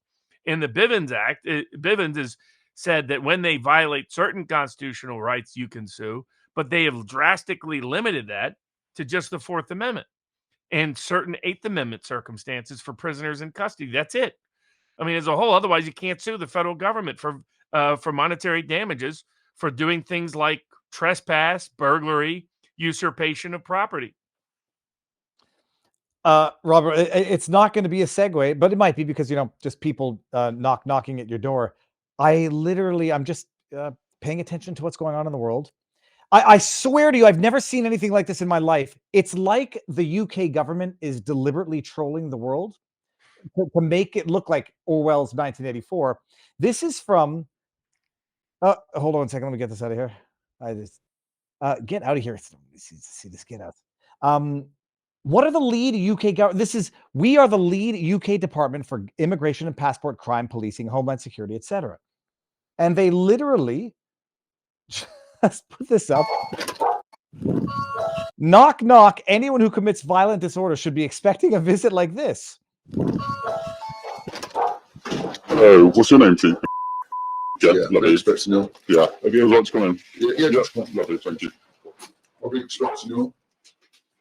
I've been expecting, yep. Like, it's one thing if it's just straight up, you're like flabbergasted. It's one thing if they do it. But then, remember when the grooming gangs that, oh my goodness, Tommy Robinson was covering. Total blackout, media blackout. You couldn't mention the names. You couldn't show any video. You couldn't show any good name. Now the government is posting these like trophy catches, these trophy convictions of what's going on in the UK for posting stuff online, for throwing missiles, which means like a rock or anything, you shouldn't do it. but missile sounds a whole hell of a lot more intimidating than a stone. And they're posting these videos to like just scare the shit out of everyone in the UK, to terrorize them. The government is the terror, to quote that guy from that show, The House of Cards. But Robert, it's one of our topics for tonight. Did you see that the law enforcement officer who said they were going to be looking at extraditing Americans based on their speech on the internet? Well, the headline, I would say, might be a little bit hyperbolic. They say they're going to extradite. You don't just get to post things and then flee the country. I think they're talking to Tommy Robinson, like, who has now been forced to, I don't know, go wherever. I don't know where he is, but to go somewhere. And they're like, well, you don't just get to post and flee. Like, they're going to try to extradite Tommy, like like America was trying to do to Julian Assange.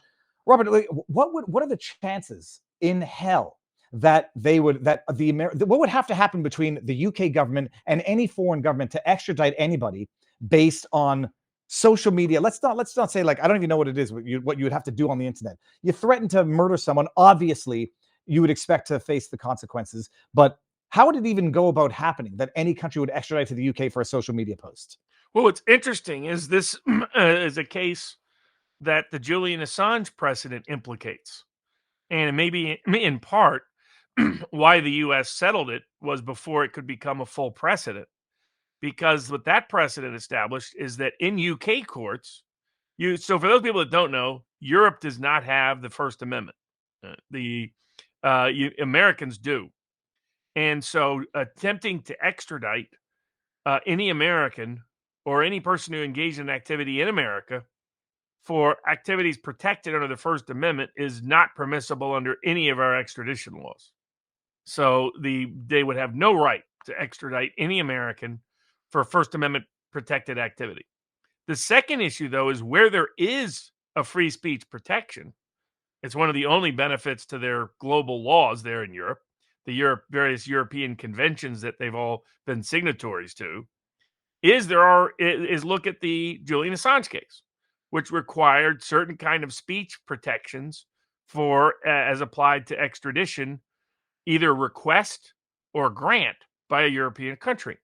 So the UK would be restrained from even requesting extradition under those human rights conventions of European law. So I think mostly it was an empty threat. But what it showed, and I think 90% of what they're doing is intended to be empty threats.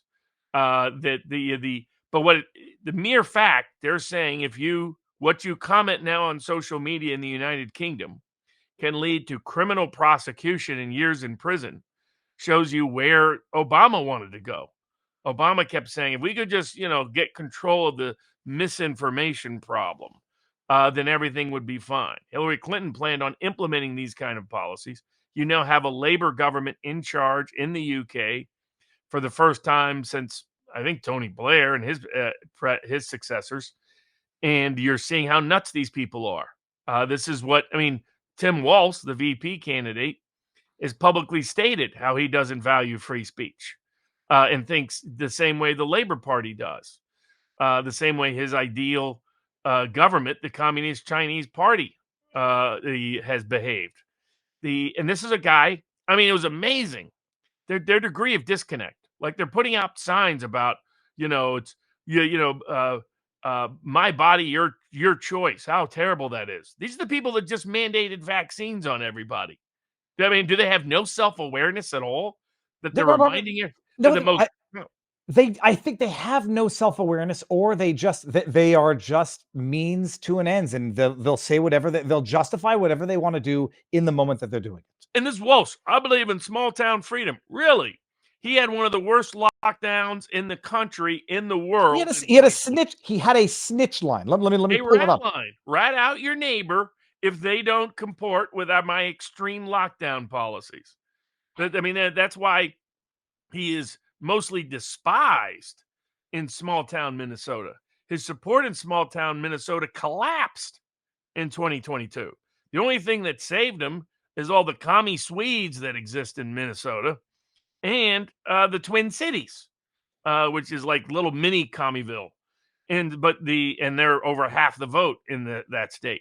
Otherwise, he would have lost because he got crushed in the rural and small town parts of the state, including the Norwegian parts of the state, which are the more populous parts of Minnesota. But this is a guy who, and there's been too little talk of it. I hope Vance discusses it in the VP debate. I know there's some people at the top of the Trump campaign, like Susan Wiles, who's a lobbyist for Pfizer, who doesn't want anything discussed about the vaccines, doesn't want anything discussed about the lockdowns, who supported the lockdowns, who's trying to undermine the Trump campaign from within, along with Chris LaCivita at the Republican National Committee, who's busy doing the same thing. It's the reason why the RNC has nowhere near the skilled, capable people to monitor the 2024 election. You have the Pennsylvania Department of State, same Pennsylvania Department of State, by the way, that illegally imprisoned her and Wentworth, the farm workers, the Amish farm, they work for Amish farms in Pennsylvania. And it's that same Pennsylvania Department of State that issued its comment this week that said, we're not going to know the outcome of the election on election night. And if you see results come in and they suddenly change a few days later, that's totally normal. No, it isn't. Venezuela can count their votes by the end of the night. Venezuela. I mean, how in the world can we not count our votes on the same night?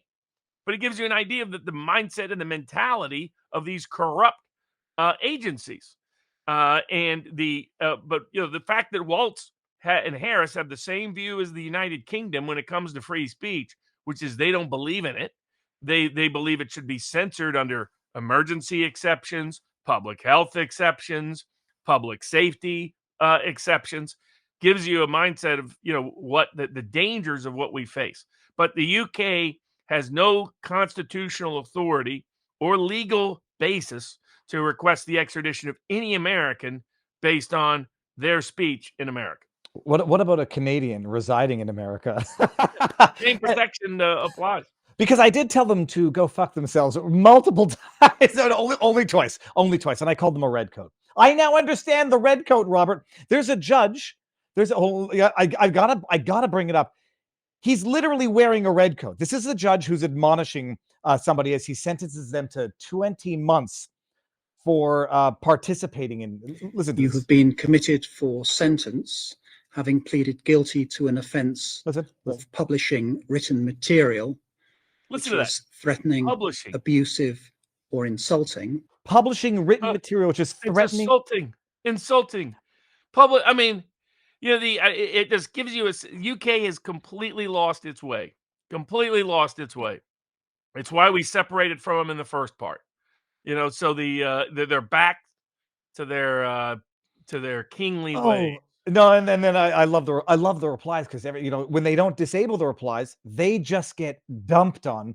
And I mean, it's the only thing that people have left, other than violence. It's public shaming and just making them, revealing them as the tyrants that they are. It's Gestapo. This is Gestapo level Orwellian rubbish. Okay, there was something else I was going to ask you. Well, actually, now that you mentioned it, there was a bit of drama. I think everyone overreacted, and I even think Trump might have overreacted to Rogan's. It was never an endorsement. He's just saying the guy's got some good characteristics and whatever. Look, we want Trump to win. I mean, I think Trump has to win if there's going to be a future of elections and a future of America.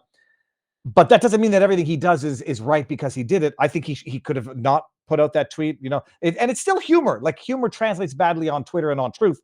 Wait until see how badly Rogan gets booed at the next UFC event. They'll make up and they'll make friends, and all will be well. But does he have some bad advisors, Robert? No, I mean, I think Trump's just instinctually reacting, and probably represents the Rogan has been very negative towards Trump historically. So, I mean, he's refused to interview Trump despite multiple requests by Trump for an interview. So Rogan hasn't hidden his animosity towards Trump. It's moderated over the last year or so. And he said, favorable things about how gutsy Trump's reaction was to his attempted assassination. So, but Rogan is not a Trump fan, and Rogan never will be a Trump fan. And so I guess some people had forgot that. I have no doubt when Rogan goes into the ballot box, he's going to be voting for Robert Kennedy. That represents who Rogan is. I'm sure Russell Brand is going to do the same thing, who had a humorous endorsement message for Robert Kennedy that got posted on social media. So the certain public reaction, I thought was excessive. Once again, if you want to advocate that you think Trump is the only solution, and that you think that thus Trump should be the only person anyone considers voting for, argue, in my view, if you want to be persuasive, don't be antagonistic. Argue, here's why you think these positive results can only happen with a vote for Trump. Just make that positive argument. That has always worked better, particularly in appealing to people considering third-party or independent candidates. Say, well, only Trump can win. So tell him, oh, you're just throwing away your vote. Okay, that generally isn't persuasive. Right? So instead, make other positive arguments for why you think Trump will be a lot better.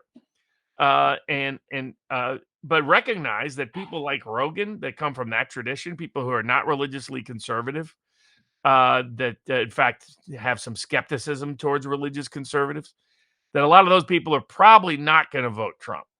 And in that situation, you want them to vote for Kennedy instead of Harris. So,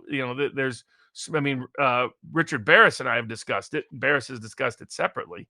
A smart campaign knows how to push certain voters to a different alternative. That okay, all right, so there's some people that won't vote for me, but I can get them not to vote for my opponent. How do I do that? And there's ways to do that other than negative messaging about your opponent. You can push a third-party independent candidate. So there's smart ways to handle this. Was his tweet or truth the smartest way to handle it? No, it wasn't. But I think it was an emotional response that was an aggregate of Rogan dissing Trump for the last several years. I think that's what you saw. And he just went with, hey, Joe, you make a lot of money on UFC. Be careful on coming after me, given how it might work with your UFC audience. That's what Trump was sending a little message across, a little shot across the bow. I didn't have a problem with it, but I think everybody else's reaction was was over the top and unproductive. Now, Tim Pool decided, Tim Pool's been trying out his Michael Malice troll routine over the past year. And he put out he was going to vote for Robert Kennedy after all this, just as a troll. Thing is, all Kennedy camp believed it. And then so Poole had to explain, I was just trolling everybody. I'm going to vote for Trump. But like the reaction to Rittenhouse, there are persuasive ways to argue, though, for those people who you think should vote for Trump instead of Kennedy. And those arguments, I would suggest, are more effective than attacking them. Attacking them is going to encourage them to harden their position to not vote Trump. Well, but and I can appreciate, like, sometimes you can attack someone, and even if you push them further away, you can use that to convince others, which might have been, the tactic with Rittenhouse was a little bit easier to browbeat into submission. That won't work on Rogan. And also, I'm going to bring up Patrick Bet-David. I won't play the whole thing. It's a little bit long. I didn't put something together that PBD did and that you obviously did as well. The relationship with Dana White, Joe Rogan, UFC, and Donald Trump. Like, there was a better way to do it. MAGA and Trump community, I'm a little bit concerned, and there's a blind spot I want to bring up to you. What benefit do you get from calling out Joe Rogan for complimenting RFK? What benefit? What benefit do you get from saying, I wonder how people are going to boom at the next UFC fight when Joe Rogan walks in? Do you realize who are the only two names that have been constant the last 20 years in the UFC brand? One guy's name is Dana White, who is feared and respected. The other guy's name is Joe Rogan, who is loved, liked, and respected. You think UFC is going to flip on Joe because he complimented RFK on the vaccine position, that he fought Fauci and we wrote this book? You think they're going to do that? And why would you even call out Joe Rogan when Joe Rogan is friends with Dana and put Dana in a tough spot to have to defend you and Joe? And obviously, Dana's we can stop it there. I'll give everyone the link to this. It's fantastic. PBD is obviously a very smart man. Not the smartest. I mean, I get what Trump is doing. Trump is just setting a shot across the bow to Rogan to be careful because Trump might have influence with his audience in a way that could impact Rogan's bottom line. And I have long stated that I think Rogan is far more of a business pragmatist than he would let the world to believe. Put it that way. I have respect for a lot of independent positions he's taken, But I think money tends to be the guidepost for Joe more often than not. Just putting it out there. I've said that many times before. But and I think that's what Trump is shooting at. So Trump's not really trying to impact the public debate. Trump's trying to let Joe know, I get you have a big platform. I can damage your brand. It's like what Trump did with Rupert Murdoch and Fox in 2016. So you guys keep coming after me. I won't show up at your debate and we'll destroy your brand. Think twice about that. Right? It's the same kind of dynamic. I think so. This response I didn't have an issue with Trump but it was all the audience. By the way, all they did is create a Barbara Streisand effect. I mean, RFK trended for 3 days in a row on Twitter. That's all they did was get attention to Kennedy, get attention to Kennedy. So if you don't want attention to Kennedy, pretty bad way to do it is to keep talking about how other people like Kennedy. That's probably not a smart move, folks. Did you just call it the Barbara Streisand effect? Isn't it the Barbara Streisand effect? No, I've never heard the Barbara. It's the Streisand effect, but I thought that was kind of funny. Oh yeah. That's her first name in it. No, I know. I've never. I don't think I've ever heard anybody go full like both first and last name on the effect. Well, first name and last name. Okay, good. And it's not the end of the world. It'll blow over, especially once. It's how they should. Generally speaking, with a third-party candidate, the way you reach their voters is by reaching positively on where you overlap with issues. Donald Trump completely controls how many Trump voters vote for Kennedy. That's 100% in Donald Trump's control. And what won't work is bashing those voters. What will work is finding areas of common overlap, whether that's medical freedom, whether that's food freedom. Look at financial freedom, because that'll be a good bridge. Look at how much he has embraced. He went from being a skeptic and a critic and kind of sounded like a boomer talking about crypto just a year ago to today celebrating it.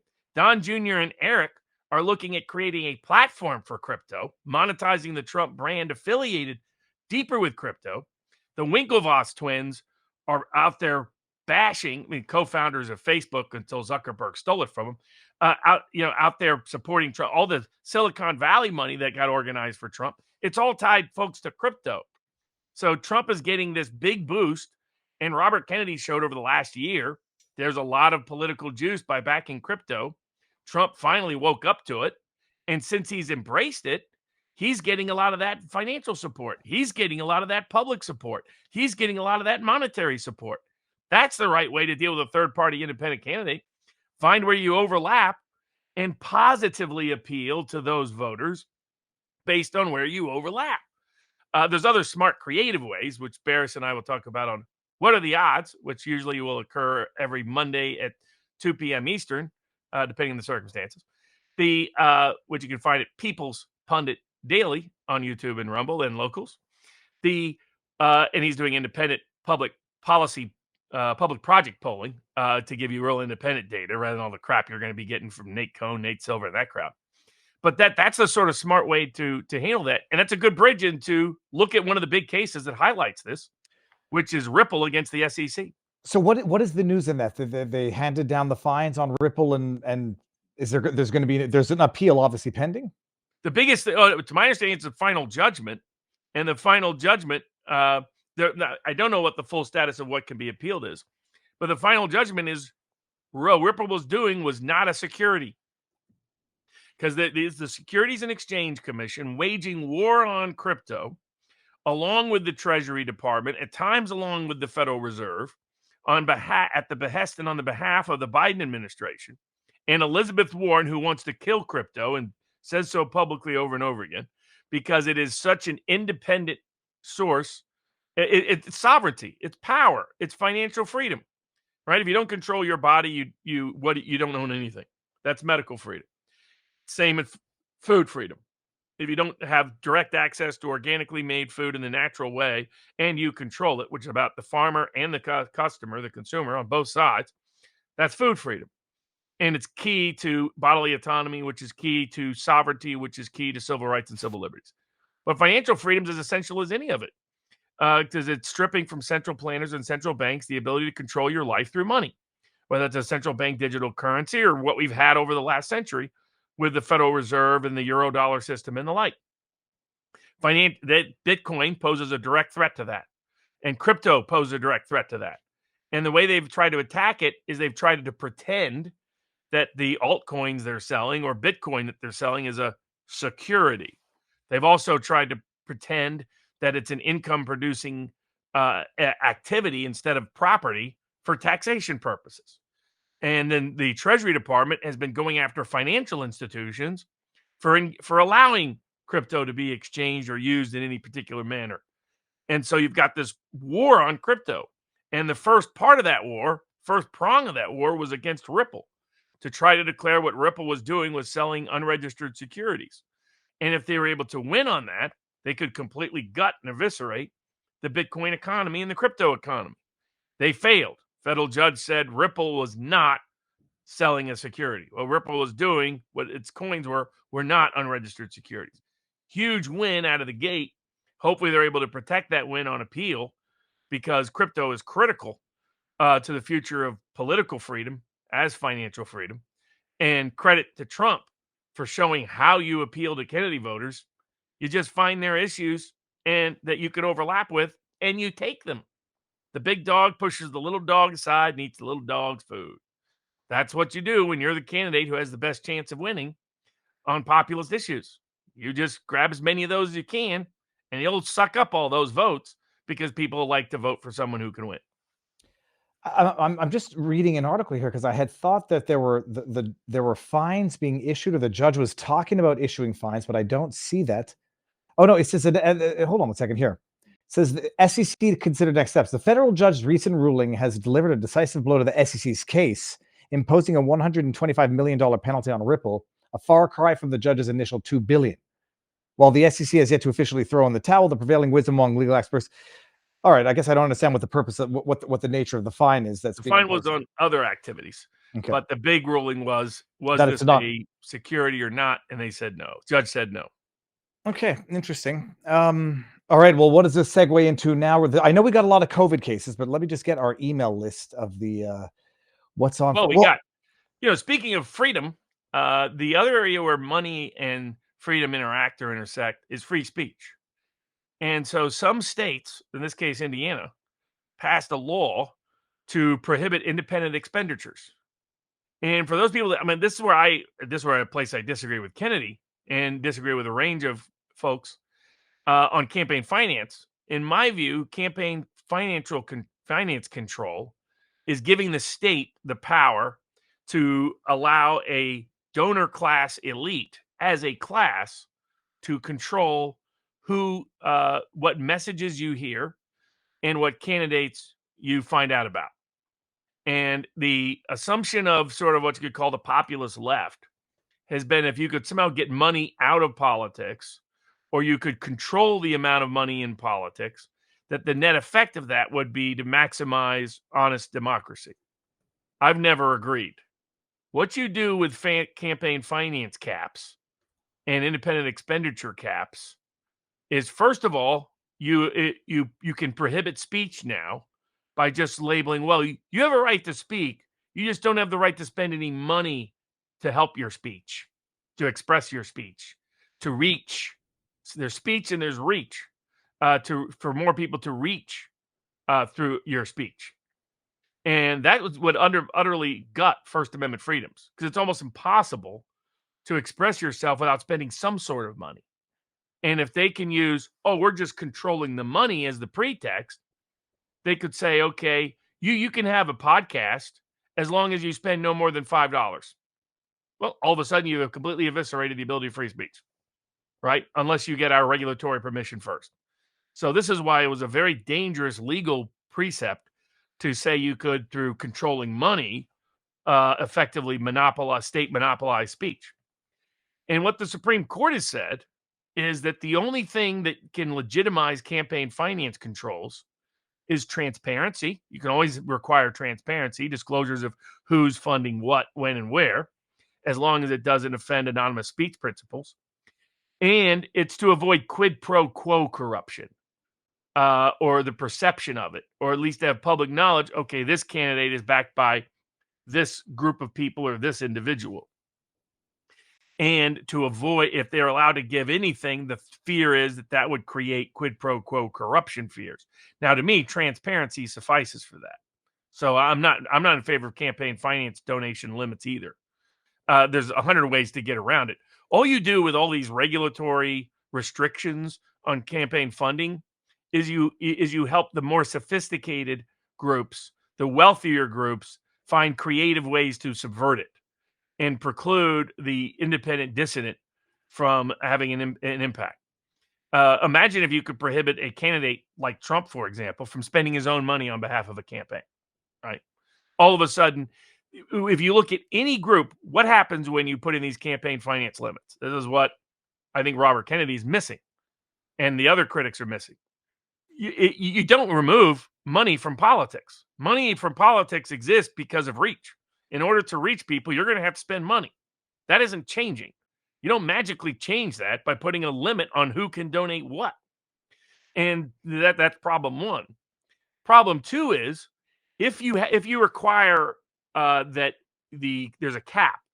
I think it's currently $3,300 per election cycle, right? What you're doing is you're prohibiting the dissident problem. And so you're actually helping the establishment with these campaign finance caps. You're helping corruption with campaign finance caps. And so what happens, like what happened in Indiana, the pro-life cause had some big wealthy donors that wanted to help.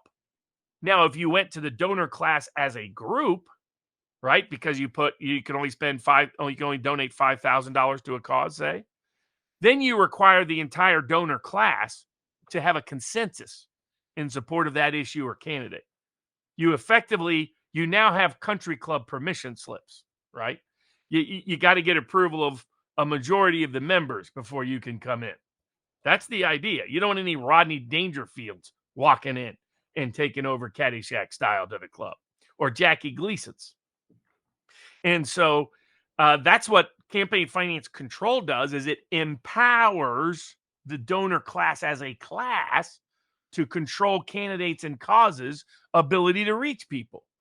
And what it prohibits is that one rich guy, that, like, you look at the American Revolution, you look at any peasant rebellions, almost any revolution that's ever happened, what led to the Magna Carta and everything else, you're going to find there was a dissident group of people within the power structure who disagreed with the ideology of a majority of the power structure and were willing to leverage their resources to change the world, often to the benefit of people outside the power structure.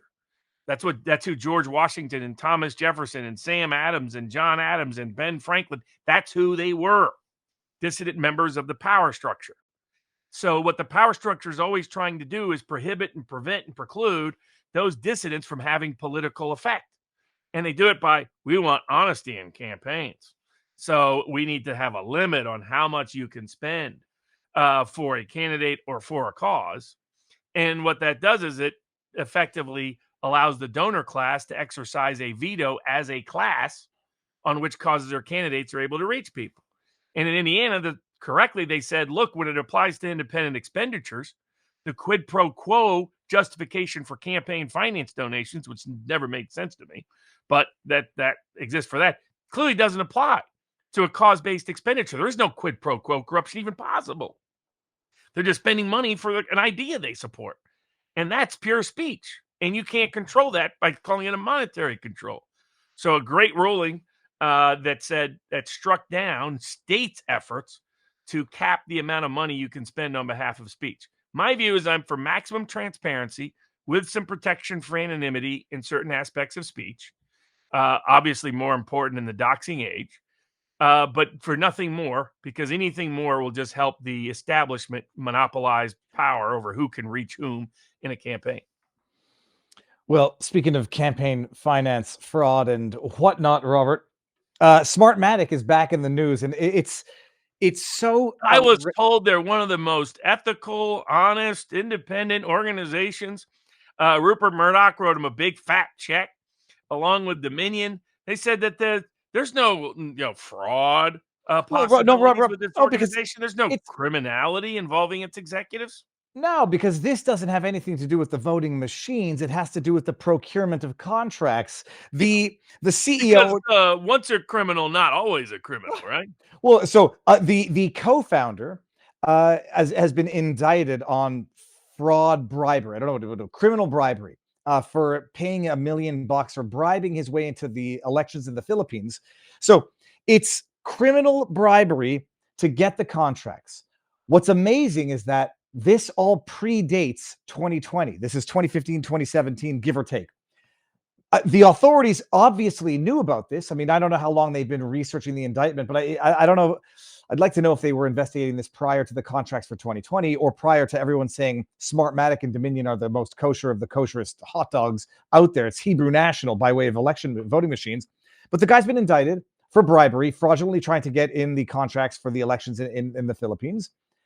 And it goes back to 2017, before the 2020 election.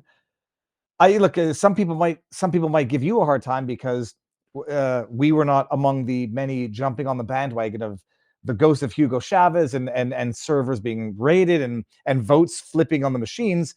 But there's overt, egregious, at least alleged criminality now that the co-founder has been indicted. What do you make of it? What are the impacts of this? And does Smartmatic still get contracts for the 2024 election? Smartmatic itself had a limited footprint in the United States 2020 presidential election.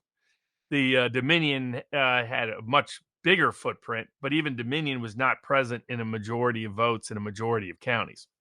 This was something that the people that got obsessed with Dominion and Smartmatic missed.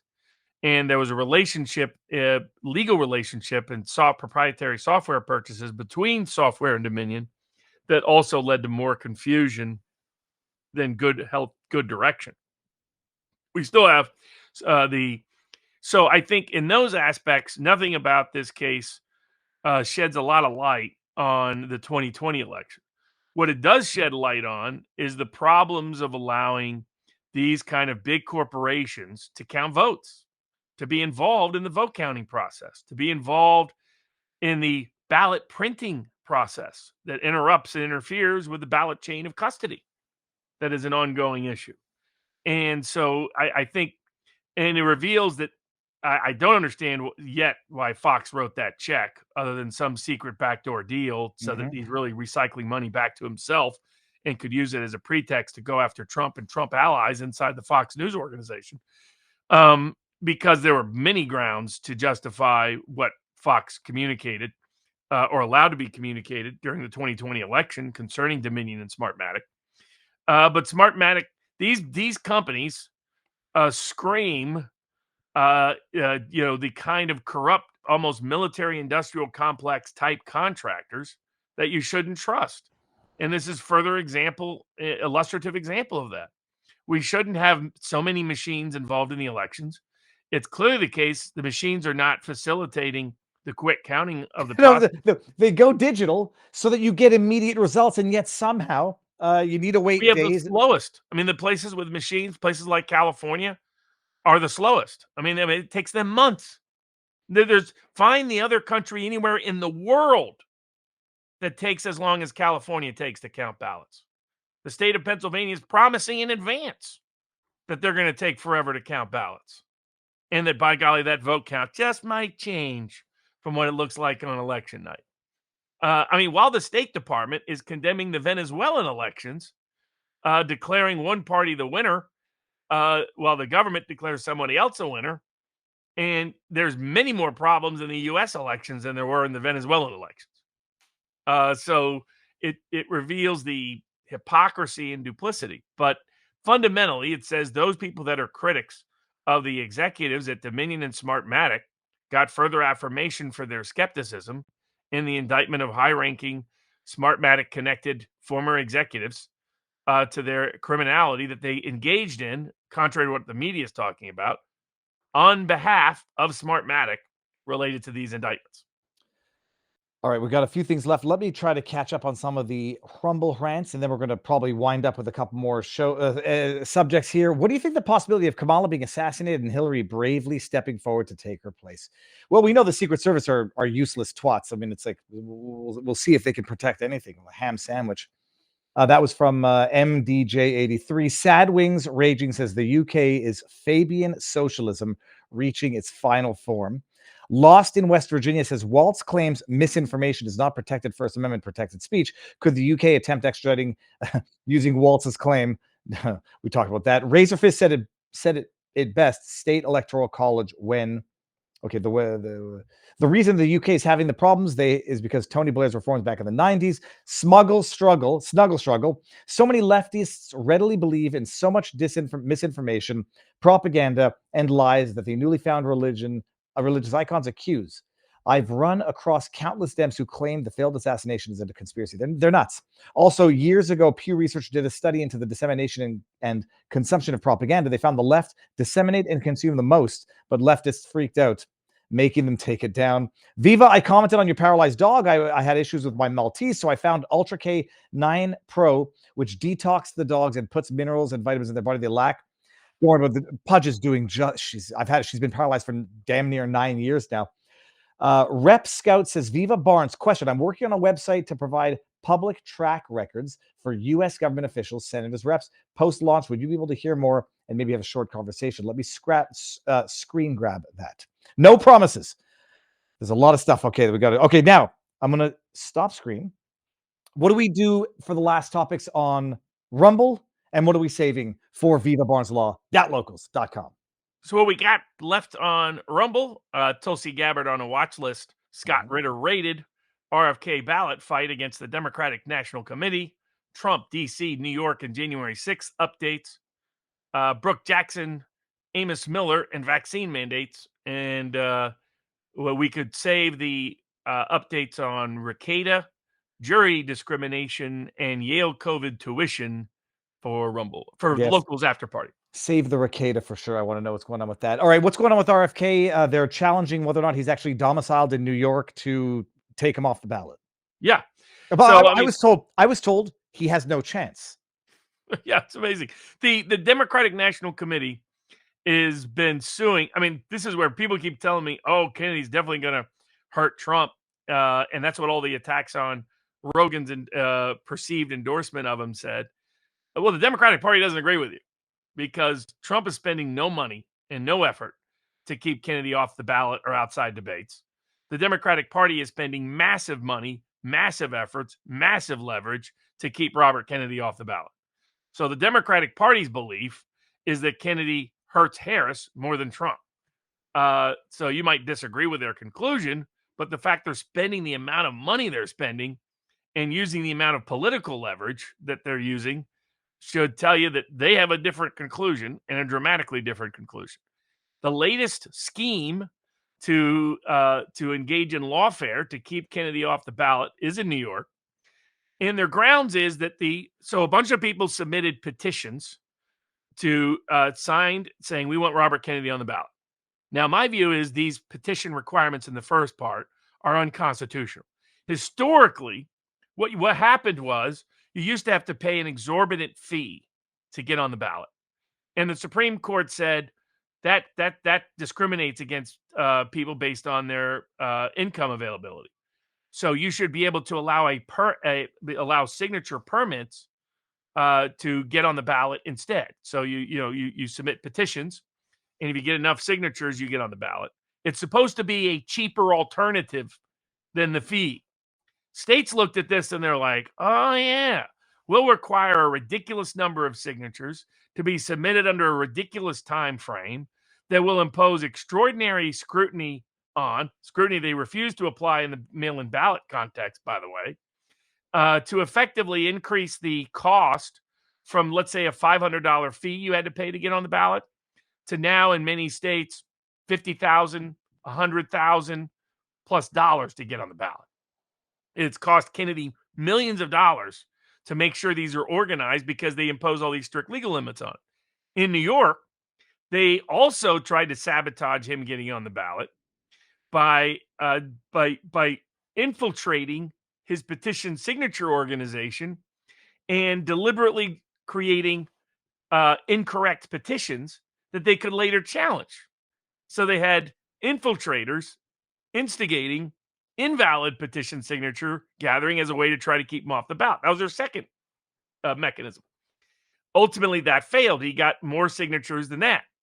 So they can't challenge. The third way you challenge is you challenge when the signatures were gathered. You challenge how the signatures were gathered. You challenge the form that the signatures came in, or you challenge the signatures themselves. And what's interesting here is they impose a strict standard for signature matching. That your signature has to match what's on your voter registration file. Your address has to match what's on your voter registration file. Your name, let's say you get married. If you use the wrong name, that signature struck. So in other words, exponentially more stringent than what we saw in Georgia, which was nothing, and exponentially more stringent than, I guess, in Arizona as well. Oh, than any of the mail-in balloting in 2020. They imposed no standards on those signatures, while they imposed strict standards on whether you just get on the ballot or not. Now, they know from public opinion surveys, the only grounds for any of this is they don't want the ballot to be too crowded. That's the only constitutional excuse. Justice Scalia said that was garbage because they call it the phone book excuse. Man, if we let anybody on the ballot, there'll be 10 million people who want to be on the ballot. Turns out most people don't want to run for office. Most people don't want to be politicians. In states that have extremely low limits, you get no more than maybe 9 candidates on the ballot. But even so, they have the threshold for signatures, and so long as you can get on a certain amount of signatures, then you should be allowed to be on the ballot. In my view, you should be allowed on the ballot if there's simply independent support for either a small fee, small number of signatures, or independent public opinion support that you're getting at least 1% in the polls. That's it. Because that would prohibit the too many candidates on the ballot nonsense. They use ballot control, whether it's Russia, Venezuela, Iran, other countries, to keep out dissidents. And America does it worse than all 3 of those countries combined. You'll find more candidates for president on the Venezuelan ballot than you will on most American ballots, which tells you about what a scam this is. The whole thing's a scam. But all of those challenges fail by the Democratic Party. So their new challenge is that the people who signed the petition, their signatures can't count simply because Kennedy was listed as the candidate and he was listed as a New York resident on those petitions. Now, this, by the way, directly, I don't understand how the court's even hearing this, because, if the grounds are a candidate cannot qualify for the ballot if anything they submit is inaccurate to the election commission or the state, Democratic Party, I think, has no understanding of the doors they're opening in this selective lawfare against Robert Kennedy, this legal war against Robert Kennedy. Is, okay, if that counts, then why can't we sue to keep Kamala Harris off the ballot because she falsely stated that she's a U.S. natural-born U.S. citizen, right? Because when people did sue on Barack Obama's place on the ballot on those grounds, all the courts said, "Oh, no, we have no authority to decide such matters. Those matters are solely for Congress. We can't decide that." When they challenged John McCain, same grounds. Now all of a sudden they challenge Robert Kennedy, and we have total authority to do that. Which is it? I mean, it exposed the hypocrisy of the court systems, the hypocrisy of the Democratic Party.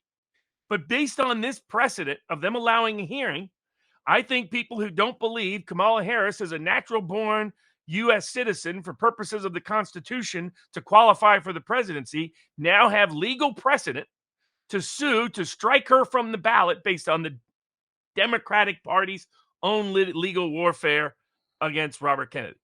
Now let's get to the substance. The substantive claim against Kennedy is ludicrous. An honest court would have already dismissed this on jurisdiction grounds, if not the substantive grounds. Your domicile is not where you physically live every day. Legal domicile is a state of mind. It has always been a state of mind. And they use this, by the way, if you want the best law on domicile, let's say you want to argue that you are legally domiciled in a particular place, even though you no longer physically live there. For example, I've maintained my legal domicile in Tennessee for forever because Tennessee is my home. Tennessee is always going to be my home. That's always been the case. However, in places like California, they will tax you based on their understanding of domicile.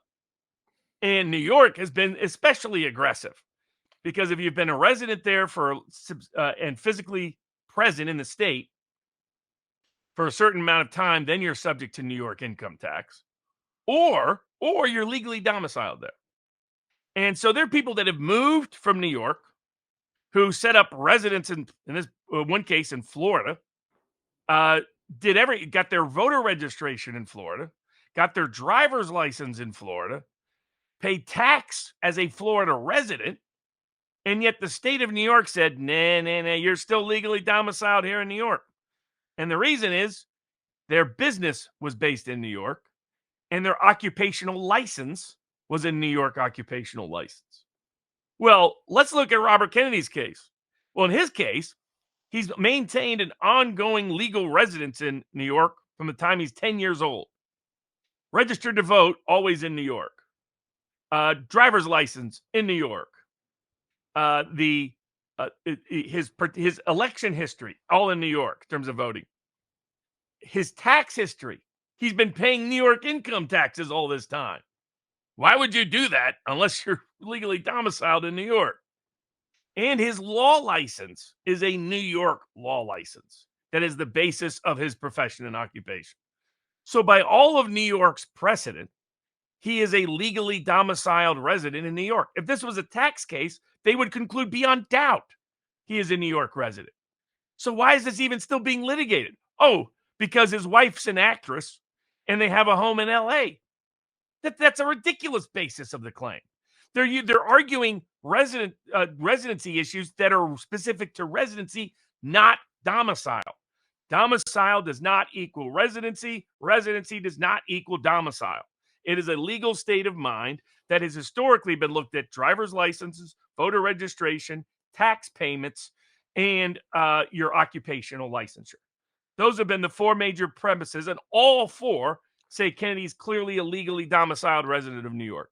So this is a frivolous claim brought by a Democratic Party that just wants to engage in lawfare against Robert Kennedy to suppress dissidents from having independent access to the ballot, so the people get to decide who we want to vote for, not who the politicians want to dictate who we can vote for. But hypothetically, you get a partisan political activist judge, and they determine there's tons in New York. So you have to keep fighting this, and they're going to use this to fight him everywhere else.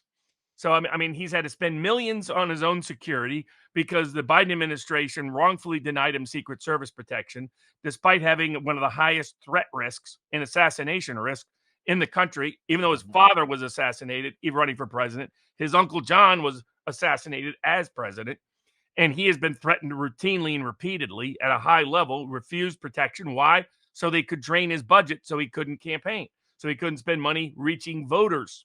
And in the same capacity, spent all this lawfare, so he's had to spend millions and millions of dollars, time in court, just like they did to Trump. And is it a coincidence they use the New York courts? I mean, the New York courts are becoming a joke. They don't recognize and respect the rule of law in New York. We need the next administration, hopefully it's a Trump administration, turns the Civil Rights Department on full time to go after these corrupt prosecutors, corrupt politicians, and corrupt politicians wearing robes known as judges, and start civilly suing them and criminally indicting them for the bastardization of the legal system for political weaponization purposes that's taken place here. And it transitions into, they're not limiting it to Bobby Kennedy. They're not limiting it to Donald Trump. They're raiding Scott Ritter's house. They're monitoring and spying and putting Tulsi Gabbard on a watch list. This is way out of control. Well, so I'll bring this up afterwards. It's Jamie Ratskin. I'll bring it up. Tulsi Gabbard, she's on that. What's the acronym they have for it? It's there's an acronym for Quiet Skies. No, yeah, it's not the safe travel or whatever. She's on the Quiet Skies on the domestic terror watch list, where they just waste money following these people. A ton of January 6ers are on it by virtue of their participation in January 6th. I think there's some additional, I don't know if there's additional screening, but they have like agents following them as they fly. So just wasted resources, wasted time, spying on American citizens, even American politicians. I mean, what do you, well, and then Scott Ritter getting raided under the FARA Foreign Agent Registration Act. Scott, who's had his run-ins with the law for other issues, but this might not be related to that. I mean, what do you make of it? Tulsi Gabbard, why would it just doesn't make sense. They should be protecting Tulsi Gabbard, following her, not following her for whatever the purpose could possibly be. What do you make of it? Well, credit to her that she is looking at bringing suit, that this violates her First Amendment rights because it's retaliatory and exercise of her speech, and trying to find some, and maybe just seeking declaratory relief because it's very difficult. We've discussed some of the suits before. They make it difficult to sue for being wrongfully placed on these quiet skies list. So I mean, thankfully a whistleblower came forward. You had federal air marshals following her around on a regular basis. So it's not just that she's on a watch list; she's being spied on every single day, every time she travels anywhere. And this is a person who's a member of the U.S. Armed Forces. And unlike Tim Walz, that some people call Tampon Tim because he wants 5-year-old boys to 8-year-old boys to have tampons in their bathrooms. I guess that gives you a sense of who he is, right? Dude, it's the same thing with the pervert politicians in Canada. They're perverted. They are. I don't know what his married situation is, but he gives me a vibe which is not a friendly vibe. But sorry. Oh no, Yeah. no doubt about that. Yeah, put it this way: you ain't letting them babysitting the kids, are you? No, I am not, sir. No, We'll see if that information comes out. But unlike Tim Walz, Tulsi Gabbard has actually served this country in defense of this country in areas of conflict. Still does, whenever called upon to do so. So the fact that one of our best constitutional advocates is being spied on shows you the weaponization of the legal system against all dissidents. So in the same way we've had the weaponization of the monopolies in the universities, in the academies, in the public schools, in the big tech arena, in the advertising budgets and the human resource departments to indoctrinate our children and indoctrinate our population and to weaponize economic power against its dissidents, the Biden administration has just gone off the rails at doing so towards its critics. And this is particular to Kamala Harris. It appears the time frame by which Gabbard was put on this list directly corresponds to Gabbard embarrassing Kamala Harris on the national debate stage during the Democratic primaries of 2020. So I think that what the government is doing is retaliatory. I think she should look at not only suing the government officials involved in this, but she should look at suing Kamala Harris for misusing and weaponizing and abusing legal power to target her political critics and dissidents, because I think that it's exactly what happened. And there might be legally cognizable claims, constitutionally and otherwise, for Kamala Harris's illicit activities. But what's happening shows the abuse of the watch list programs that should require and encourage and incentivize Congress to reconsider all of these programs, much like the Patriot Act. And we see, just as Congress should go back in and rewrite the Foreign Agents Registration Act, because I've said I've never been a fan of this law. It's an invitation to abuse by the deep state to target its dissidents. It's how they went after General Flynn. It's how they went after General Flynn's son, Mike Flynn. And now it's how they're going after Scott Ritter. They're going to pretend he's an agent of a foreign government, and they raided his house because he's a public critic of America's conflicts in Ukraine and Israel. And this is clearly targeting a dissident who's had a history of being targeted for his speech, not really for his alleged activities. And here his alleged activities are what? I mean, speaking out against U.S. foreign policy is now makes you an agent of a foreign government. This is deeply raiding his house, stealing all his communications with his illicit search warrant that I can't believe was predicated on reasonable probable cause. Any surprise? I think he lives in Pennsylvania, right? Interesting, the movie The Shooter, they have the assassination take place in Pennsylvania. It might be people who recognize a certain inherent corruption to its powers that be. But I have no doubt that Ritter is being wrongfully targeted for in violating his constitutional rights and liberties for First and Fourth Amendment purposes. Now that you've mentioned, speaking of registering as a foreign agent, I remembered I had heard that Kellyanne Conway registered as a foreign agent for a Ukraine billionaire. Oh, yeah. Well, I mean, Kellyanne Conway will take whatever paycheck from anybody. So yeah, Kellyanne Conway, like people didn't understand this about some of Trump's spokespeople, that a lot of these people were not Trumpers. I mean, she originally was anti-Trump. She was on the Ted Cruz campaign. Whoever writes her a check is who she's for. I mean, she has that idiot nitwit husband who became a Trump hater after he didn't get a job. But to be honest, I've never been. Kellyanne Conway is skilled. She has political acumen. Susan Wiles in the Trump campaign, skilled. But they're both lobbyists who will sell out to anybody, anywhere, any place, at any time. The question isn't whether they're corporate hoes. It's what's the price. That's it. I was also looking up. I had she's Sonia Labasco, who represents the air marshals. We were talking about the Jan 6, surveilling them and the 6-month-old kid. They wasting air marshals, tracking American citizens and actually not tracking those who would need to be tracked. So they're doing the same thing with Tulsi Gabbard. Robert, what else? Well, speaking of political lawfare, we have a few updates in the Trump cases. Well, hold on. Which cases and what's the updates? So, well, first we got D.C., where the judge was denying all the other motions to dismiss. Of course she was. She had pre-written them. This is another commie foreigner who's on the American bench. She was raised by literal communists, parents, grandparents, all the way back. If you look at her political ancestry, also Jamaica. It's like Kamala Harris. That's who this judge is in D.C. But the Supreme Court is ordered to engage in a completely different presidential immunity analysis. She's refused to do so to date. Instead, she's denying Trump's motions to dismiss for selective prosecution, wrongful withholding of discovery, government misconduct. Of course she is. She's rubber stamping all of it. She's a disgrace on the bench. An honest Congress would have already commenced impeachment proceedings against her for the violation of her oath and not be engaging in good behavior, which, by the way, is the limitation on judges, is broader. Impeachment is much broader than it is for the president. For a judge, it's not high crimes and misdemeanors; it's good behavior. And to me, the partisan weaponization of your power against your oath is bad behavior. It ain't good behavior. So I think they should commence impeachment proceedings against her.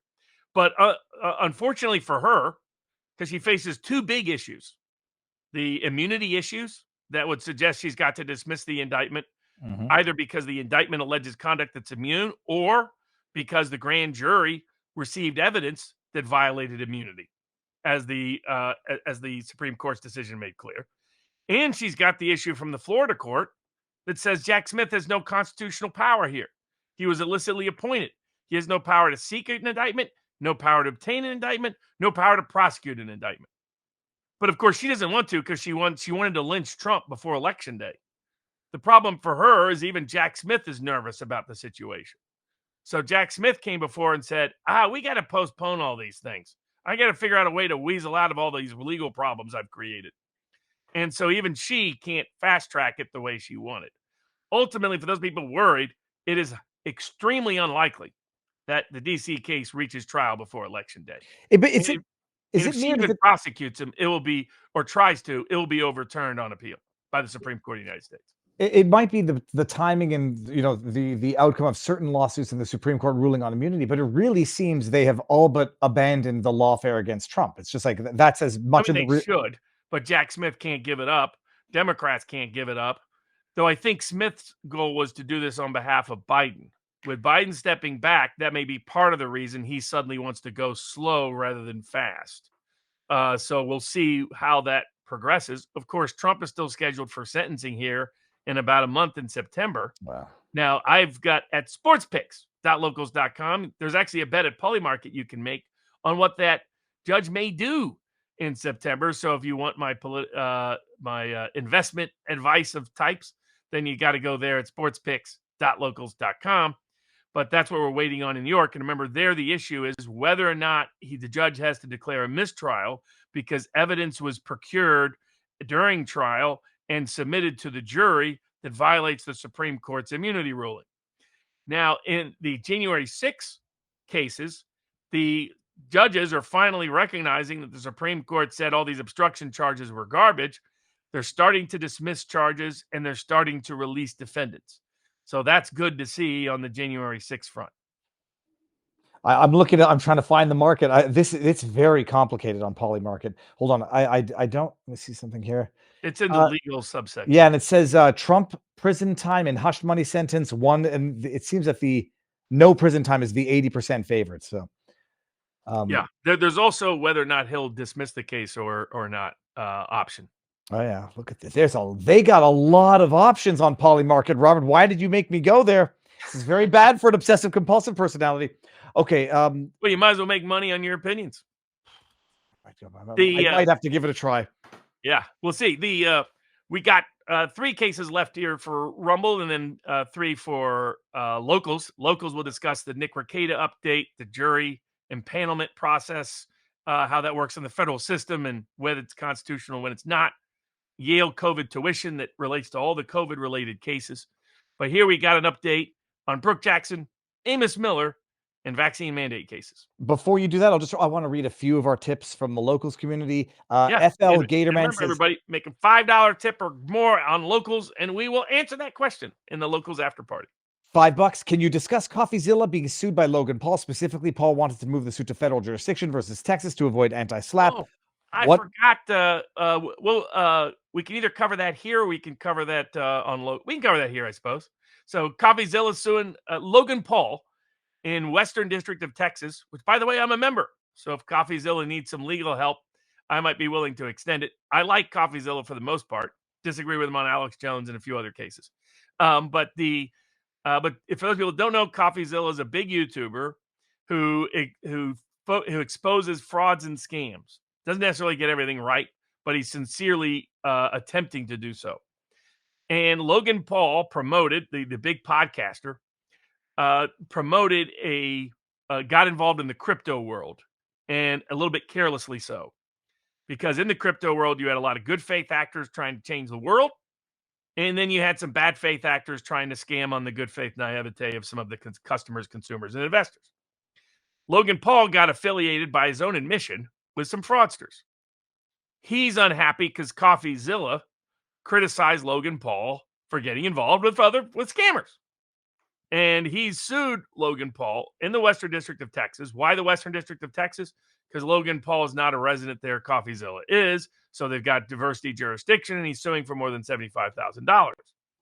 As noted by, is it Runkle of the Bailey or Runkle of the Bailey? Runkle of the Bailey from Runkle of the Bailey. I did get that right. Runkle of the Bailey. It's an eclectic English reference. Broke down the Logan Paul suit, and he was very skeptical of the legal qualities of the suit. So, but he thinks that Logan Paul, in part, is trying to run up the legal costs for CoffeeZilla. We could represent him on an affordable basis because I think Logan Paul is abusing the legal system here. The bottom line is Logan Paul got involved and used his own name and marketing and public image and reputation to get a bunch of people to put money into a crypto related investment that, frankly, had he done his due diligence, he never would have done. He never would have promoted it. He never would have pitched it. He never would have potentially profited from it. And to blame CoffeeZilla for highlighting this by trying to convert it into a defamation claim that it doesn't appear it is. By the way, his lawsuit's way too detailed, right? If you're going to sue somebody for defamation and you really don't have a defamation claim, don't include a bunch of facts that prove you don't have a defamation claim in your complaint. I mean, CoffeeZilla has grounds to seek a motion to dismiss on the merits right out of the gate based on what Logan Paul's counsel admitted in their own pleadings. Because he basically admitted it's a scam. It was a fraud. He just don't blame me. I'm poor Logan Paul. I can't do due diligence. I don't know how to do that. I'm poor Logan Paul. I mean, come on. And I think some of this suit is animated by CoffeeZilla exposing a lot of people that people hate being exposed by. And again, I don't always agree with CoffeeZilla, but I have no doubt he is trying to, in good faith, pursue when someone's has an honest business and when someone has a dishonest business, particularly in their affiliation and association with it. And I think the legal claim is really, really weak. He's got good grounds to seek dismissal.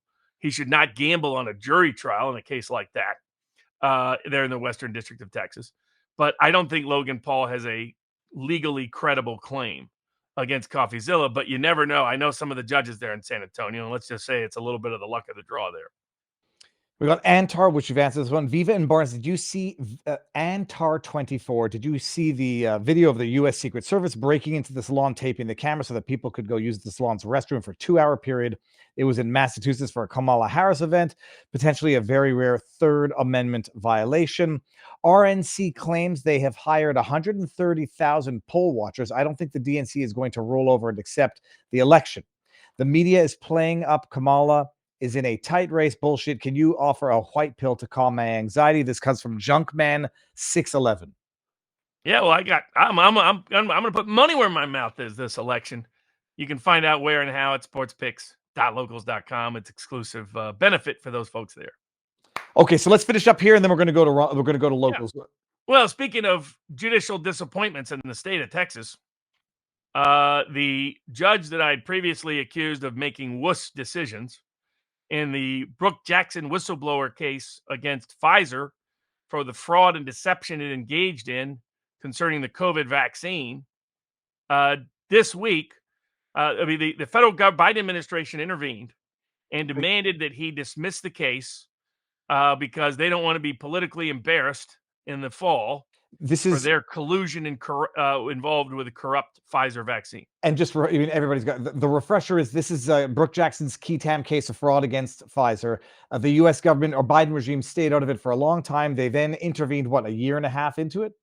Yeah, they intervened just a few months ago, right on the eve of the first hearing that was going to be conducted based on Pfizer's motion to dismiss.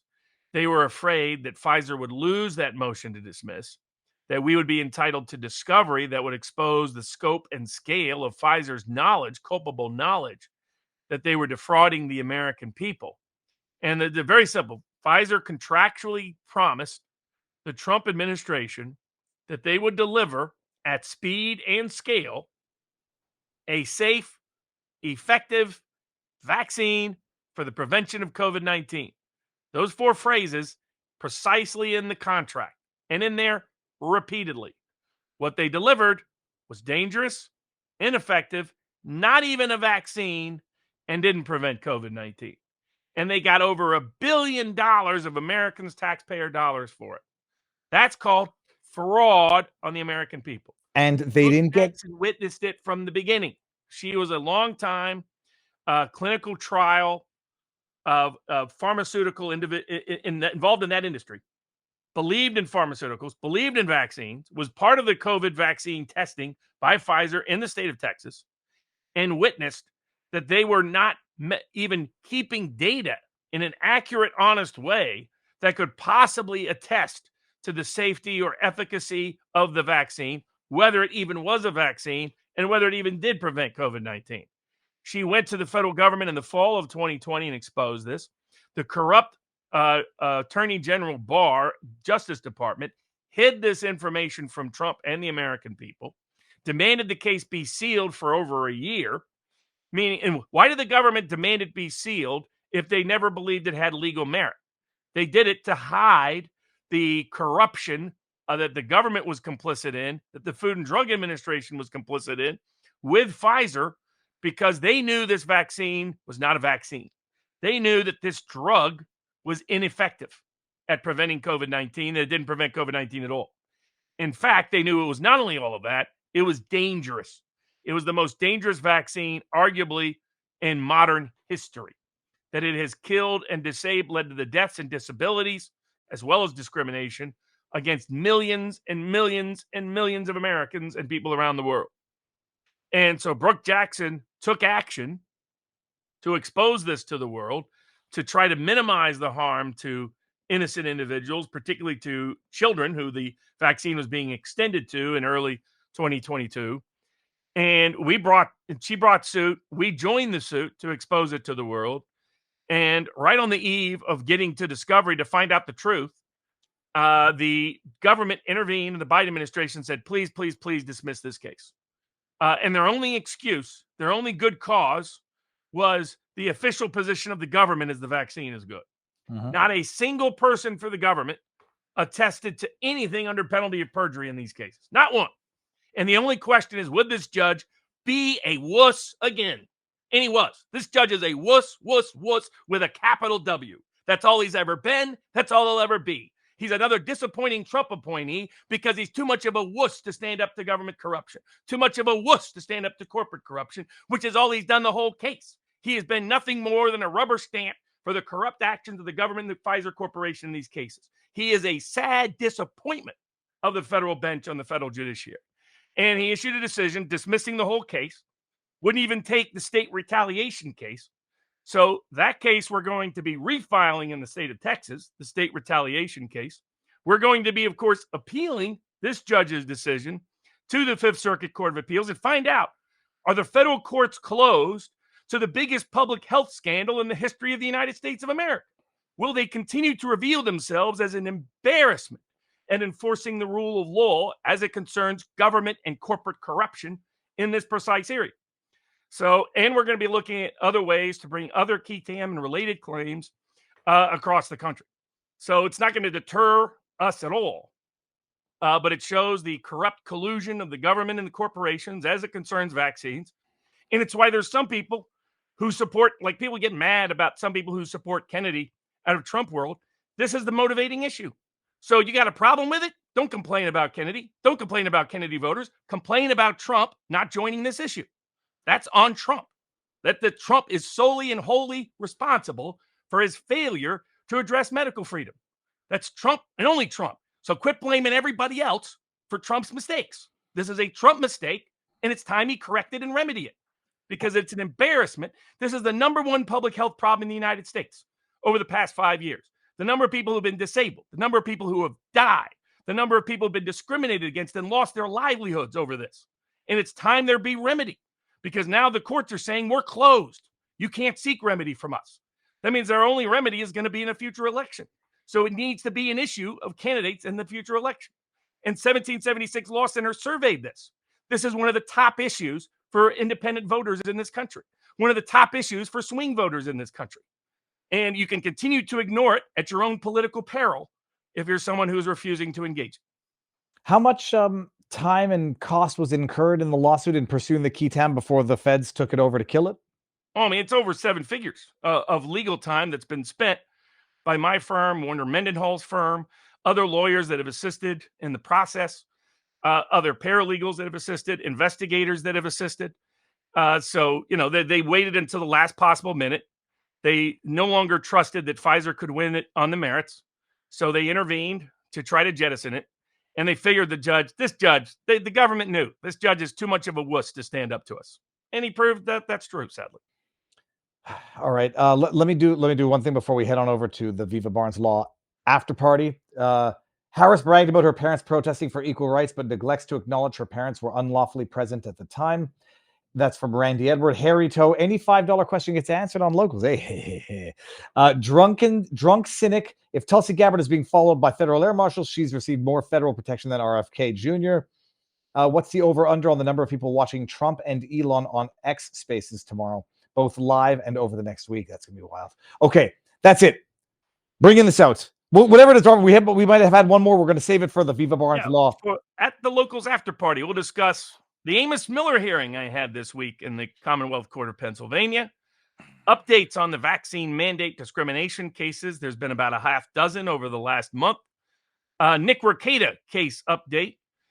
Maybe some people like Nate the lawyer should be issuing their apologies now. Just saying. Jury discrimination.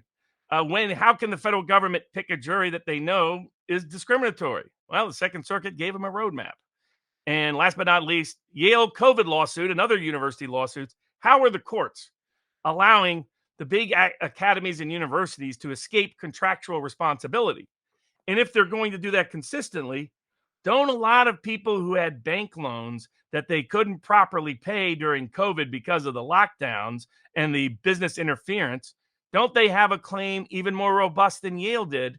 And will the courts be consistent at protecting them from the banks that they're so eager to protect big institutions and universities for? You are on with Barris tomorrow at 1:00. It varies. So yet to get I don't know if he can do it tomorrow or not, but okay. Typically what are the odds is either at 1 p.m. Eastern or 2 p.m. Eastern every Monday that both of us are available on the schedule throughout the rest of the election season. Okay. And I'll be live. I want to get back to a schedule or get to a schedule. Kids are going back to school as of tomorrow. So hopefully I'll pick a time, stick to it, and make it work. But if you're not coming over to locals, this will be on Viva Clips. It'll be on podcast. And we'll see. The Law for the People podcast that you can get on whatever podcast for. Podbean, Stitcher. It's everywhere. All right. Now we're going local supporters only, people. Enjoy it. If you're not coming, enjoy it. If you are coming, see you there. Bada bing, bada boom. 5, 4, 3, 2, 1. All right, let's go over here. Now I'm going to go up to the catch up on all of these. RNC claims that I got that one. Jonathan G94, Polymarkets has a betting markets for whether Iran retaliates against Israel by either Monday or Friday. Are these markets to be taken seriously, or are they misreading the geopolitical situation? Do they pay out, and how do they qualify those answers? Like, well, that's the key. They're serious markets. The key is look at their rules on these bets. Because, for example, their rule on who won the Venezuelan election was not betting on who won the Venezuelan election. It was betting on who the United States would declare was the winner of the Venezuelan election. So people who bet on the guy that the government has said lost won the bet. So in Polymarket, pay real close attention to the terms and conditions of agreements like that. By what definition? Who they likely are saying if certain U.S. media sources say Iran engaged in this attack, then that's a win on the bet. But recognize what you're actually betting on, because the U.S. government has been falsely accusing Biden, in my opinion, Iran, of a bunch of stuff that I don't think they're looking for any pretext to engage in a war with Iran. Like we needed a war with Iran and Russia at the same time. It's mind-bogglingly foolish and crazy and insane, but it's what's going on. Grumpy Old Jock says, I'm betting on the Democrats committing election fraud on a scale never seen before in U.S. history. Kamala H.T. Harris voters will have the surprise midnight rise when the postal drops the box and they get counted. Anyone who questions her 500 million votes will be called a racist election denier. Dread Robert, Google studies this and determined that most wouldn't. They also paid Apple more if they stopped developing their own search engine for Safari. That's on the Google monopoly.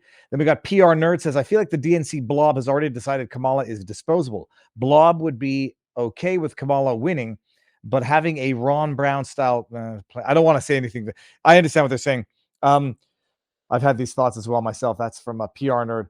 Trimback says, it's not just the last few decades. We've been getting more and more degenerate since the early 20th century. No culture has flourished without strict monogamy. No civilization has maintained after relaxing their structure. We got Bogart. Incorrect, Viva. There is a time for violence. I don't want anyone clipping these out. Of course, there's a time for violence. It has to be an immediate threat to life and limb. I refer you to the Civil War, how to handle. Okay. Then we got Alter Boy, Viva, great interview with Tommy Robinson. I know that you are both brave and honest 100%. I like Tommy, and I'm not getting into any of the infighting that people are trying to get me involved with Tommy and others. Spam Ranger, a pertinent quote from Churchill. No socialist government conducting the entire life and industry of the country could afford to allow free, worded expression of public discontent. They would have to fall back on some form of Gestapo, no doubt very humanely directed at the first instance, and it would stop criticism, and it would gather all the power to the Supreme Party, no longer servants and no longer civil. Mandalici, what about Act Blue and Act Red campaign money laundering? We talked about that last week. No news since O'Keefe's expose, but it's fishy as hell. JP Morales, being captured in the commie state, I am voting RFK. I share the strategy with everyone here. Only way to stop the actual commie from getting the the Electoral College of California. Go 45. Thank you for your amazing work. This is from Bluxco. You are the best team. Thank you. Then we got the Ren for real. That dog is just the most beautiful thing on earth. Now it's skipped all the way to the bottom for some reason. Polymarket sounds like the danger of wishes to genies. I like that, Schnookums. I understand what you're saying with that. That's why I don't like betting on certain things that have catastrophic consequences. All Good Guys says for $5, Viva, Apple TV Locals doesn't show your podcast. What? Probably won't be addressed due to Chris's announcement during your interview that Locals is going to be integrated fully into Rumble. I'll screen grab it and ask him anyhow. D-Bird2654, $5. Who in Trump world might be receptive to Barnes' COVID vaccine argument? I'm trying to get, I'm nudging the people I can nudge. I'm sure Barnes is nudging the people he can nudge, and I'm sure people are listening to Barnes because he's a big brain. Spam Ranger, Ukraine is now invading Russia. Friendly trolling, but okay, fine. But Denis Davidov is the best independent news source to follow on Ukraine. Woodwork 1999, $5. Walz signed into law the change in the definition of sexual orientation to remove the exclusion of pedo behavior. So you can't use pedo behavior as a reason to prevent a person from teaching 6-year-olds. $10 from Susie C. I buy just all my food from Amos Miller Organic Food or AmosMillerOrganicFarm.com. Food is superb. I just can't eat processed restaurant food anymore as a result. Thank you for defending him, Robert Barnes. God bless. Patty F. Weber, $20, says, in the California 2021 gubernatorial election, to recall Newsom, my friend and I voted at our assigned polling station. I voted right after my friend. My vote card was added into the machine right after my friend's votes. His online voter account shows his was counted. My vote was never counted. While exiting the poll center on voting day, I noted with the poll worker, the name of the machines was Dominion. Also, a backstory: before voting, I never received a ballot in the mail. Robert, is there any chance of Steve Bannon getting out early? Asks S. Laird 456.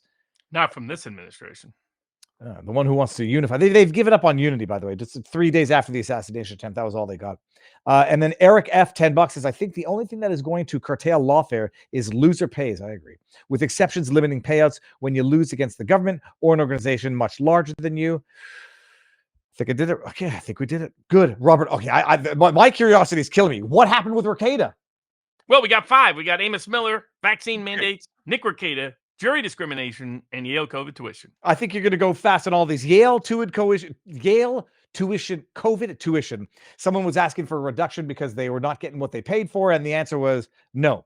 They nowhere did it use restrictive language like that the interruption had to be a few days. This was beyond their control. It was built into the contract, yada, yada. No reimbursement for the compromised education you're getting at Yale. What's your take on it? Their excuse was that Yale's regulations modified their contract. That was part one. And that part two was that Yale's regulations included a right to suspend with an option of refunds. I think most students would have interpreted that provision as being, if we have to suspend things, we will give you a refund. Mm-hmm. Instead, the court interpreted it as, maybe we'll give you one, maybe we won't. It's like, okay, then what's the point of that language in there? But they're so deferential to Yale. Ultimately, they came down on that this was a force majeure clause. Mm-hmm. That because an act of God, some equivalent of that took place that made contractual performance impossible, they couldn't be held accountable for the lack of contractual performance. Okay, if that's going to be the standard, first of all, they should have assessed it not under contractual interpretation standards, but under impossibility and impracticality, futility, and other legal standards applicable under contract law as defenses to contractual claims. But secondly, are they going to apply that same principle to small businesses and others that couldn't perform their contracts with big corporate landlords or banks? Right? Let's see if the courts are consistent. Do they just say that it's a force majeure if it's Yale University having to issue a refund, but not force majeure if it's a small business who couldn't pay back a loan because of what happened with COVID? So let's see. If they apply it consistent, no problem. They apply it contradictory, big problem. Shows the political prejudice and bias of the court's inability and capacity to act impartially. So we will see if it translates to that. Now, that comes out of the Second Circuit Court of Appeals, which was otherwise explaining why they can racially discriminate in their jury selection plan itself, as long as you can't catch them intentionally doing, which is not what the law is supposed to be, by the way. Well, this one I was surprised in reading, just because so many other decisions that say, like, even if there's tangential discrimination through application of policy, then it's deemed to be racist. In this particular case, like statistical underrepresentation of certain minority groups within a jury, and they said, well, it's not systematic or systemic, and you didn't adduce enough evidence that it's somehow systemic from policy. So maybe one day, if you can prove that, we'll say, yeah, there's discrimination in the jury policy. But for now, no. I mean, is that? Yeah. Because the way the federal system operates, they have to, under the Jury Selection and Service Act of 1968, along with the Sixth Amendment. The Sixth Amendment entitles you to an impartial jury, which means it must be representative of the community that's from the veneer of the trial. And consequently, that's where jury of your peers translates in the modern age. It's been limited to not actually be your peers, but to be the peers within the venue of the community. And you have to have a detailed plan that the federal courts put in to say, okay, how are we going to select jurors? So the way they do it is they put in a plan. They says, here's going to be our source of information for who's qualified to be on the jury. Here's how we're going to randomly pick from that jury pool. And here's how we're going to later randomly pick from that to be qualified jurors. And so the first stage is in the Second Circuit, in New York, what they do is, in this particular district in New York, they only use voter registration files. That's always been, and they purge inactive voters. Isn't that interesting? For voter registration, the same Democratic Party goes berserk if you try to kick off people who are clearly don't even belong there, least of all inactive voters. But the federal courts can exclude you from jury selection duty based on your inactive voter status. A little bit interesting about the duplicity and hypocrisy in the application of these rules. Then, so from that group, you go into what's called the master wheel, and supposedly it's random. If anybody's ever been in federal court and seen the kind of juries that get selected, I'm very doubtful and skeptical that, in fact, this is being done randomly by the federal court officials. It's also an underexplored tool by civil and criminal defense lawyers, civil lawyers, practitioners, and civil rights lawyers, and criminal defender practitioners, particularly criminal defense counsel, because often the grand jury is selected in a problematic way. But almost nobody brings these challenges anymore. So, it's your occasional lefty defense lawyer that does it. But more people should, because it's not just race, which is the grounds to challenge the impartiality of the jury pool and fair representation. Same with religion, for example. A lot of courts are trying to use vaccines. If you're unvaccinated, they're excluding you from jury duty, knowing you're going to be more skeptical to the institutional sources of power. Mm-hmm. And they're pretending that isn't discriminatory. But in fact, because so many people's vaccine beliefs are rooted in their religion, it's religious discrimination in violation of both the Jury Selection and Service Act and the Constitution of the United States, the Sixth Amendment to the United States in criminal trials. And I would argue the Seventh Amendment in federal civil trials, when applicable. So I think there's ways to dig into that. But so they do their master wheel. Then they send out questionnaires. They often hide these questionnaires from counsel, which I think is also problematic. These questionnaires answer whether they're qualified, and it says whether they're physically or mentally impaired. They tend to be real selective with this, and I think discriminatory in this regard. For example, they often exclude certain people over a certain age, but it tends to be very selective because certain kind of authoritarian pro-government people that are 80 show up for the jury duty. It's your independent guy that somehow magically got struck for being impaired for jury duty. That puts you on the more limited list that then gets supposedly randomly selected from it to be on the actual jury. Here they proved that the system they were using was systematically and systemically excluding people based on race. That should have been sufficient. The court's excuse, so even though the data overwhelmingly documented and proved that, even though they pretended that their policies, procedures, and their plan had nothing to do with this coincidental, accidental exclusion of people based on race. It's because they want to manipulate the jury pool to have pro-government, pro-corporate jurors. That's what's lurking in the background, and they're lying about the facts to hide the fact they're violating the law in the federal courts. But hopefully more people continue to challenge this and hit on this, and in the election integrity context, use these cases. Say, hey, your jury plan says you can't even have somebody on the jury list if they're an inactive voter. How can they be on the voter file then? Right? Isn't the same logic applicable about risk of fraud and other things? So throw this in courts' faces when they hypocritically and duplicitously change their standards based on the outcome they want. In our community here, Robert, let me bring this one up here. Here, this is, did you see the response from his commander? This is Walz. Feeling a need to say this. I do not regret that Tim Walz retired early from the Minnesota Army National Guard, did not complete the Sergeant Major's Academy, broke his enlistment contract, or did not successfully complete any assignment as a Sergeant Major. Unwittingly, he got out of the way for better leadership. Thomas Behrens was the right leader at the right time. He sacrificed to answer the call, leaving his family business and farming partner brother to train. He earned the privilege of being called Command Sergeant. Like a great leader, he ran toward, not away from the guns. I have no opinion on Mr. Walz's decision to leave the service at the time he did. It was his right to retire early. I also have no criticism of his being an E7 and an E8. By all accounts on the record, he was competent. I cannot say the same thing for his service sitting frocked. He did not earn rank or successfully complete any assignment as an E9. It is an affront to non-commissioned officer corps that he continues to glom onto the title. I can sit in the cockpit of an airplane. It does not make me a pilot. Similarly, when he demands of service and leadership at the highest level he got, he chose another path. The dude wears a hat pretending he was special forces. So I mean, it's no surprise. Harris waltzes while the world burns. She violated the Norman Mailer rule of vice presidential picks.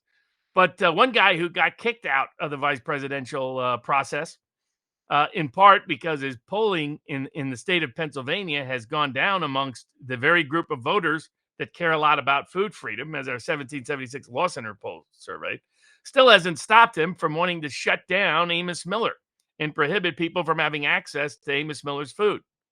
For those that don't remember, Amos Miller, Amish farmer from Lancaster County, Pennsylvania, fifth generation Amish farmer who has produced millions of food products for tens of thousands of Americans over decades and has zero customer complaints about quality, safety, or accuracy in the food. Zero to anybody, anywhere, any place, anytime in two decades, a quarter century of providing food. Some of the healthiest, safest, best food in the world, in my opinion, is food you can get from AmosMillerOrganicFarm.com. Yet he is the number one target of the state of Pennsylvania, demanding that the Commonwealth Court issue an emergency injunction to prohibit and prevent him from making his food, from simply farming and making his food accessible to anybody, anywhere, any place, anytime. Indeed, they've ordered the detention and destruction of food such that he cannot even provide food to his own family that he farmed, can't even provide food to his own pigs that he farmed. We held the hearing this past week on this, the third emergency injunction request by the state of Pennsylvania to shut down Amos Miller. I did a full breakdown on Bourbon with Barnes of the entire hearing, so you can go back and watch last week's Bourbon with Barnes if you want the full detail. The short answer is I'm confident that the court will follow the law and will deny the state's emergency injunction effort. It's not a guarantee because, unfortunately, too many courts are often deferential to the government in these kind of cases. But given the kind of questions asked, the nature of the inquiries, how the oral argument went, which went over an hour, I believe that the court will, in fact, follow the law in the same way the district court did and allow Amos Miller to continue operating. But it's no guarantee. So if you want Amos Miller's food, there's a lot of his food you can stock up for a while. Now is the time to do it. And go to AmosMillerOrganicFarm.com and get healthy, good food today while the commie governor of Pennsylvania is trying to shut him down. But I think we're going to win. But thanks to everybody who continues to support him, continue to support 1776 Law Center, continues to pray for him, and continue to help all the work that we're doing on his behest against this extraordinary effort of the government to find any way possible to steal a farm from an Amish farmer who is one of the most successful deliverers of safe, good food in the last quarter century in America. Schnookums $5 says, has there been a movement on Biden campaign funds to Harris? People are looking at what legal actions they can seek, but it's difficult. I've said it's unlikely a court is going to get involved. But right now, Kamala Harris, here's my theory. Maybe it's grounds to challenge her qualification on the ballot under these creative legal theories they have to challenge Robert Kennedy. Put the Democrats on their own petard. Use their own theories to say, well, Kamala Harris is right now lying to the FEC, saying that she's the Biden campaign, using the Biden campaign's FEC number, Federal Election Commission's number, to hijack hundreds of millions of dollars to help her campaign illicitly and illegally. And maybe that's grounds, if whether or not you're a resident is grounds to say your petitions are magically invalid, even though the signatures are good, then why isn't that grounds to challenge Kamala Harris's submission to get on the ballot and maybe sue in states that don't always have a bunch of commie governors or commie judges? Mm-hmm. And you might find, we'll see. Now, I think they'll hypocritically and duplicitously change their standards, but that's another grounds. I mean, she is stealing money to fund her campaign illegally, with the biggest illegal campaign contribution in the history of the United States of America by stealing Biden campaign funds, pretending to be the Biden campaign. I just changed the name. Biden for president, Harris for president. Mal Shahal. I guess he identifies as Joe Biden. Barnes, given the Bruin decision and historical requirement, how can the government square red flag laws and having to surrender firearms due to domestic violence accusations. Can these laws now be challenged on the Second Amendment grounds? Unfortunately, that's the Supreme Court case we discussed, where the Supreme Court wussed out and said on domestic violence grounds, the Second Amendment allows you to take away somebody's guns, as long as it's temporary.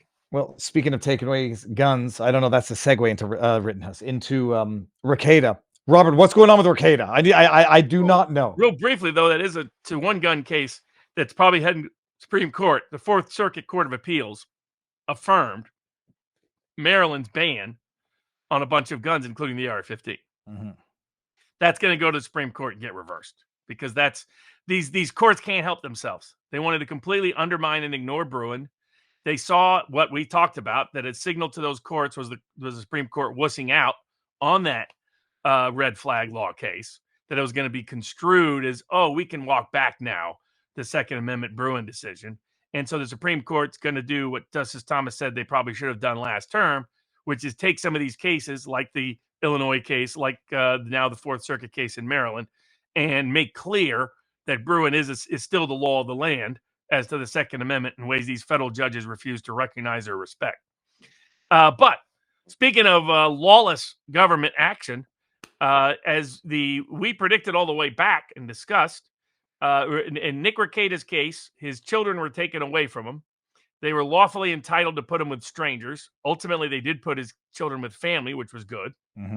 But the allegation that people like Nate the lawyer foolishly repeated, he retweeted with a question mark, as I recall, was an allegation we try to tell you was almost likely guaranteed to be bogus, which was that hair testing for drugs, particularly cocaine, is historically nonsense. There's a reason why the Federal Employee Labor's Union refuses to allow it to be used as a basis to terminate an employee without additional subsequent testing.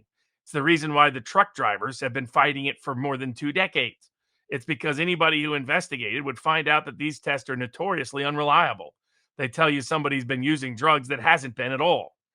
And there was a bunch of, there was about a 90% inaccuracy, 90% failure rate with hair follicle testing for cocaine amongst truck drivers. Now, it's 90% of the time when it tested positive, when they went and tested their actual blood or urine, it turned out they were not using. 90% error rate. It's a joke to continue to use hair follicle testing. State agencies love it because they love the error rate. It over-tests the likelihood of a positive test when you're not. And so, but what happened this week? We said that it's likely it was a false positive. 4 of his 5 kids, nothing came back, which was actually a surprise given the high error rate of these tests, false positive rate of these tests. I said, I guarantee you it's likely false, that the allegations against Nick Rekieta in this respect are likely false. And, and I said, you would know if he wins his kids back. Well, guess what happened last week? He got all of his kids back. So credit to Nick Rekieta for continuing to, stand up for his civil rights and civil liberties and his right to family, to him being the family care custodian, not the government or the choice of the government. And shame on all those people who ran to conclude that this illegally leaked information about a little kid and smeared that kid in the process, like some of the scumbags at certain internet sites who know who they are, and law tubers, who should have known better. Nate the lawyer should have known better. Well, so the bottom line, he gets his kids back, which is obvious, definitive evidence that there was actually no cocaine on the kid. Or correct. The kids were using drugs. He doesn't get his kids back in a month. Okay, that doesn't happen. Clearly, there was no kids using drugs. That was nonsense. That was always nonsense. And everybody who pushed it should be embarrassed. Well, no, but they'll just issue apologies. They should issue apologies. You accuse some parent of giving their kid drugs or having their little kid on drugs, and it turns out you were clearly wrong because you failed to do basic due diligence into this area of testing. You should issue an apology. Nate the lawyer should issue an apology. You got that wrong. You got it badly wrong. You got it embarrassingly wrong. And so, his incompetency in areas of law aside, that's just you. That's something very personal you're going to accuse somebody of. You better, by golly, be right. And if you're wrong, say, you know what? I was wrong. So a lot of people owe Nick Rekieta public. He doesn't care. But I care because these people were inaccurate. They rushed to judgment about things they should have known better by trusting the government reflexively in some of the most idiotic ways I've ever seen from a community that should be skeptical of the government. I don't remember the tweets. I'm just trying to figure out if the tweet was not, the accusations were not that the kids were taking drugs, but that they were exposed to drugs. If that's how they want to weasel The out. accusation all over the place by all these people was that he was feeding his kid drugs. That it was ridiculous from day one. But that's what was out there. Mm-hmm. I mean, I had people, barraging me with emails and messages and texts. How do you probably? There's people that have created memes. Some of them are comedic, so I don't care. But the memes of me saying how to help your 9-year-old get drugs, right? But that was the message, and the message was false. They all got it wrong. I'm just pulling up a random one. It says tested. They're saying tested positive for cocaine, right. which is obviously they should have known better. They should have known better. Smack yourself in the face to believe something that stupid. So obviously, we took a lot of heat for saying anything, questioning the government's accusations against Rekieta.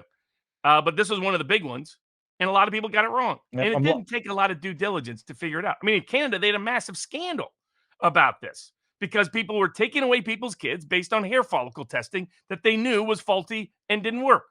And they were criminally prosecuting parents, and it turned out it was all bogus. Just because the government tells you something doesn't make it true. And all these people are, I'm a libertarian. I just trust the government. Oh, they say bad things about Nick Rekieta. I'll just repeat it and believe it for life. And I'm pulling up one thread here. Streamer Nick Rekieta says he doesn't care about the leaked documents allegedly showing the 9-year-old tested positive for cocaine. And you go down here, and then there's some people saying he's a real piece of shit, deserves life for giving his own daughter coke. It's crazy. Exactly. All it was false. False, lies. And they should all issue an apology. I don't, publicly admit what they said was wrong. Because this is careless. If you're going to accuse some random citizen, even if they're in the court of public opinion, they're not a politician with actual power, and you're going to accuse them of one of the nastiest things you could possibly accuse them of because you can't do your due diligence. I get Nate the lawyer's analysis of facts and laws as lazy as it gets. But that's it's separate criticism. A lot of these other people were just rushed to judgment. Be careful. That's why we don't jump on any rando statement of something happening to somebody anywhere, like somebody blows up in social media, says, let's attack this person for whatever reason. You don't see me retweet those things. Because it's a rush to judgment over people you don't know. And all you had to do is do a little bit of due diligence and realize this testing is what should happen from these cases is these tests should be banned from being relied upon for any basis concerning drugs. Hair follicle testing is infamously unreliable. Quit using it for any evidentiary purpose anymore. Amazing. I think that's it, Robert. There's vaccine mandates. Okay, there's two more. There's a Mandalici says you have now been informed about the jury software stuffing, and it says gain competitive advantage with selected jury. And there's some screen grabs which I cannot read now in Chat GPT. And Arena for Real, it's $4, but I'll read it because I want to answer the question. Is anyone keeping up with Tina Peters' case on Colorado? Oh yeah, I've been following the trial. Follow Rachel Alexander. Rachel Alexander. Yeah. She's covering the trial. You can follow her on X at various publications she publishes in. She's following the trial on a daily basis. I think what we said last week is still true, which is that it's a politically motivated prosecution, but she might have some evidentiary problems about the method by which she was able to get the information out.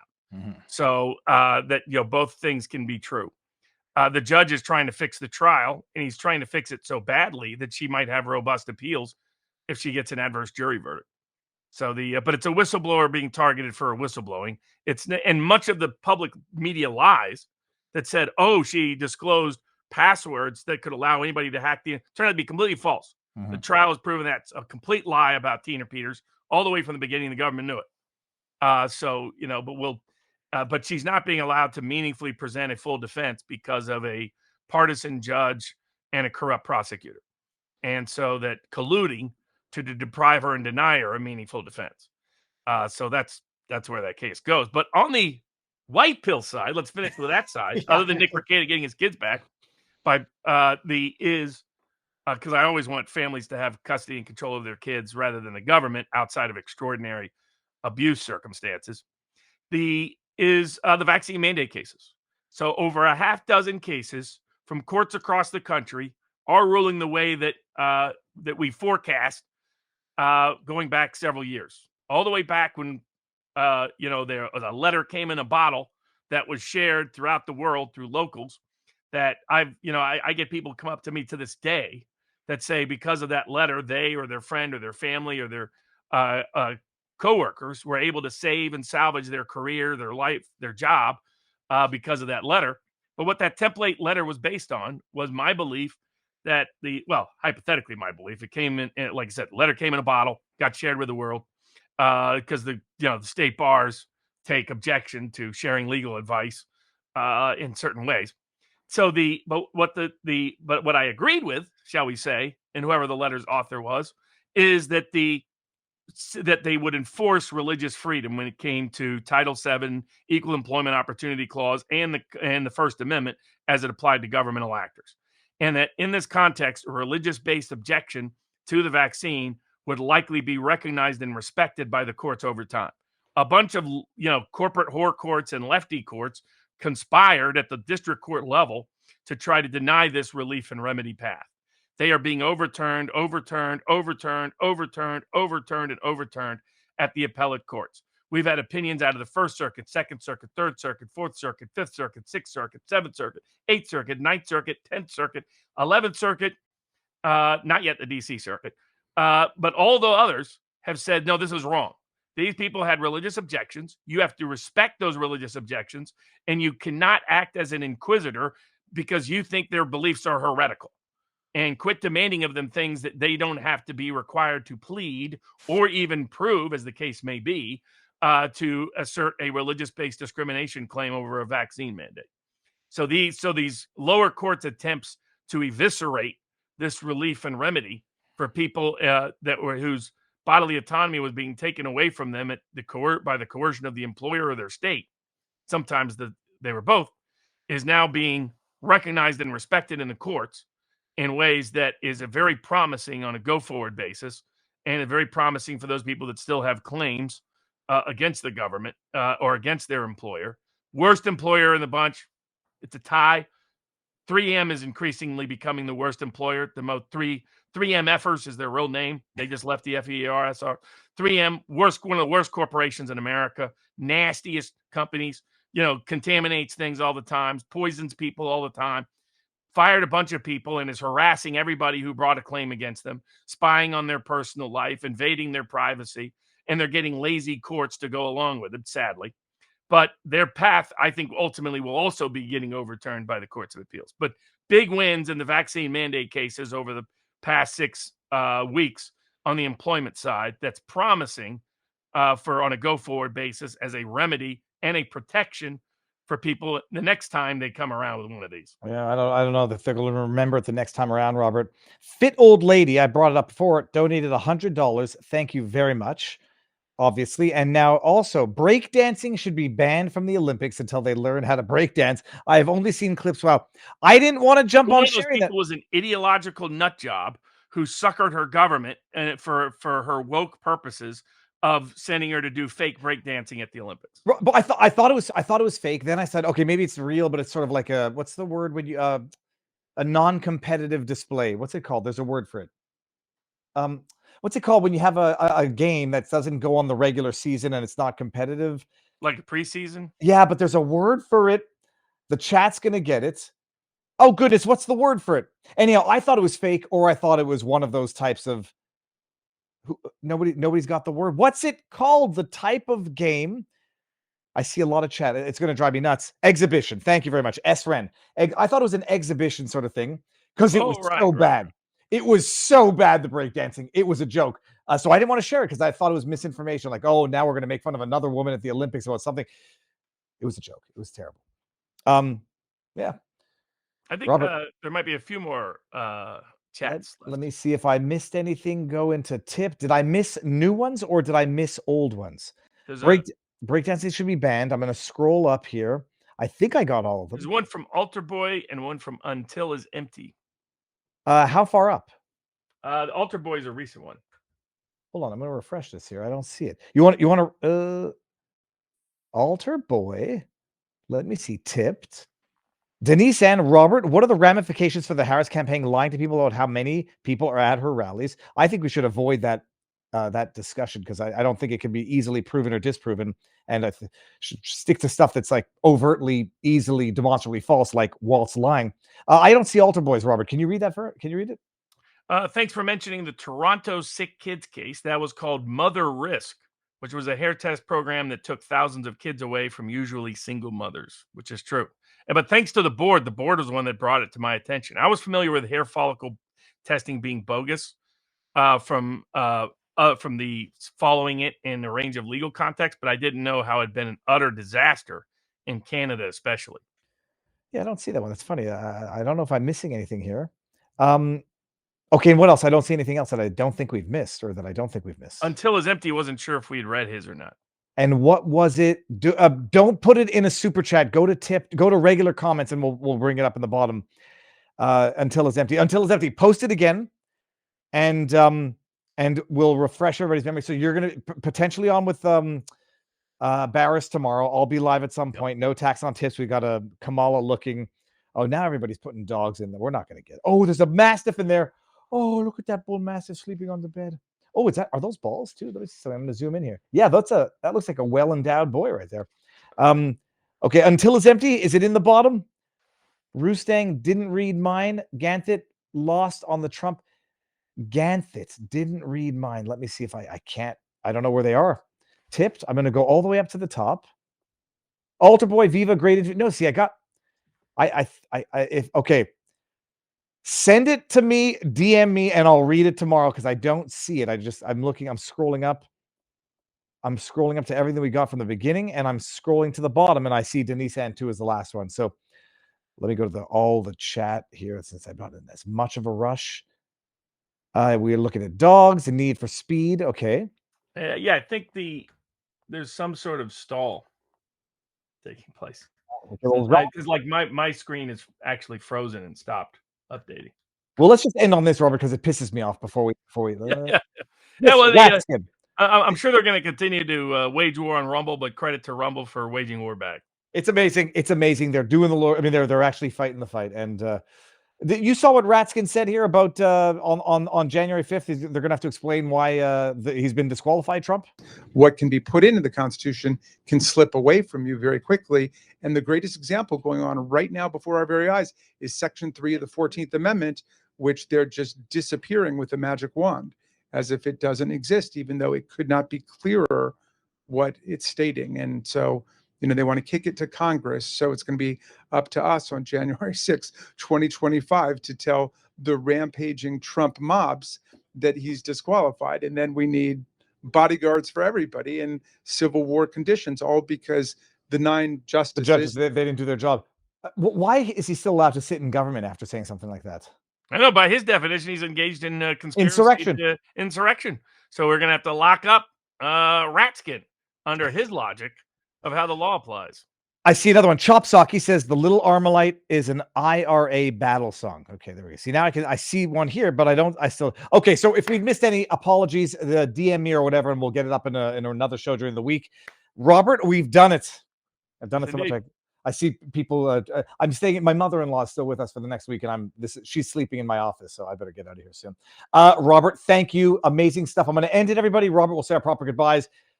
Viva clips for the entire episode. Well, you guys know what to do. Okay, we'll see you on the Locals community tomorrow. Peace out, peeps. Enjoy the night.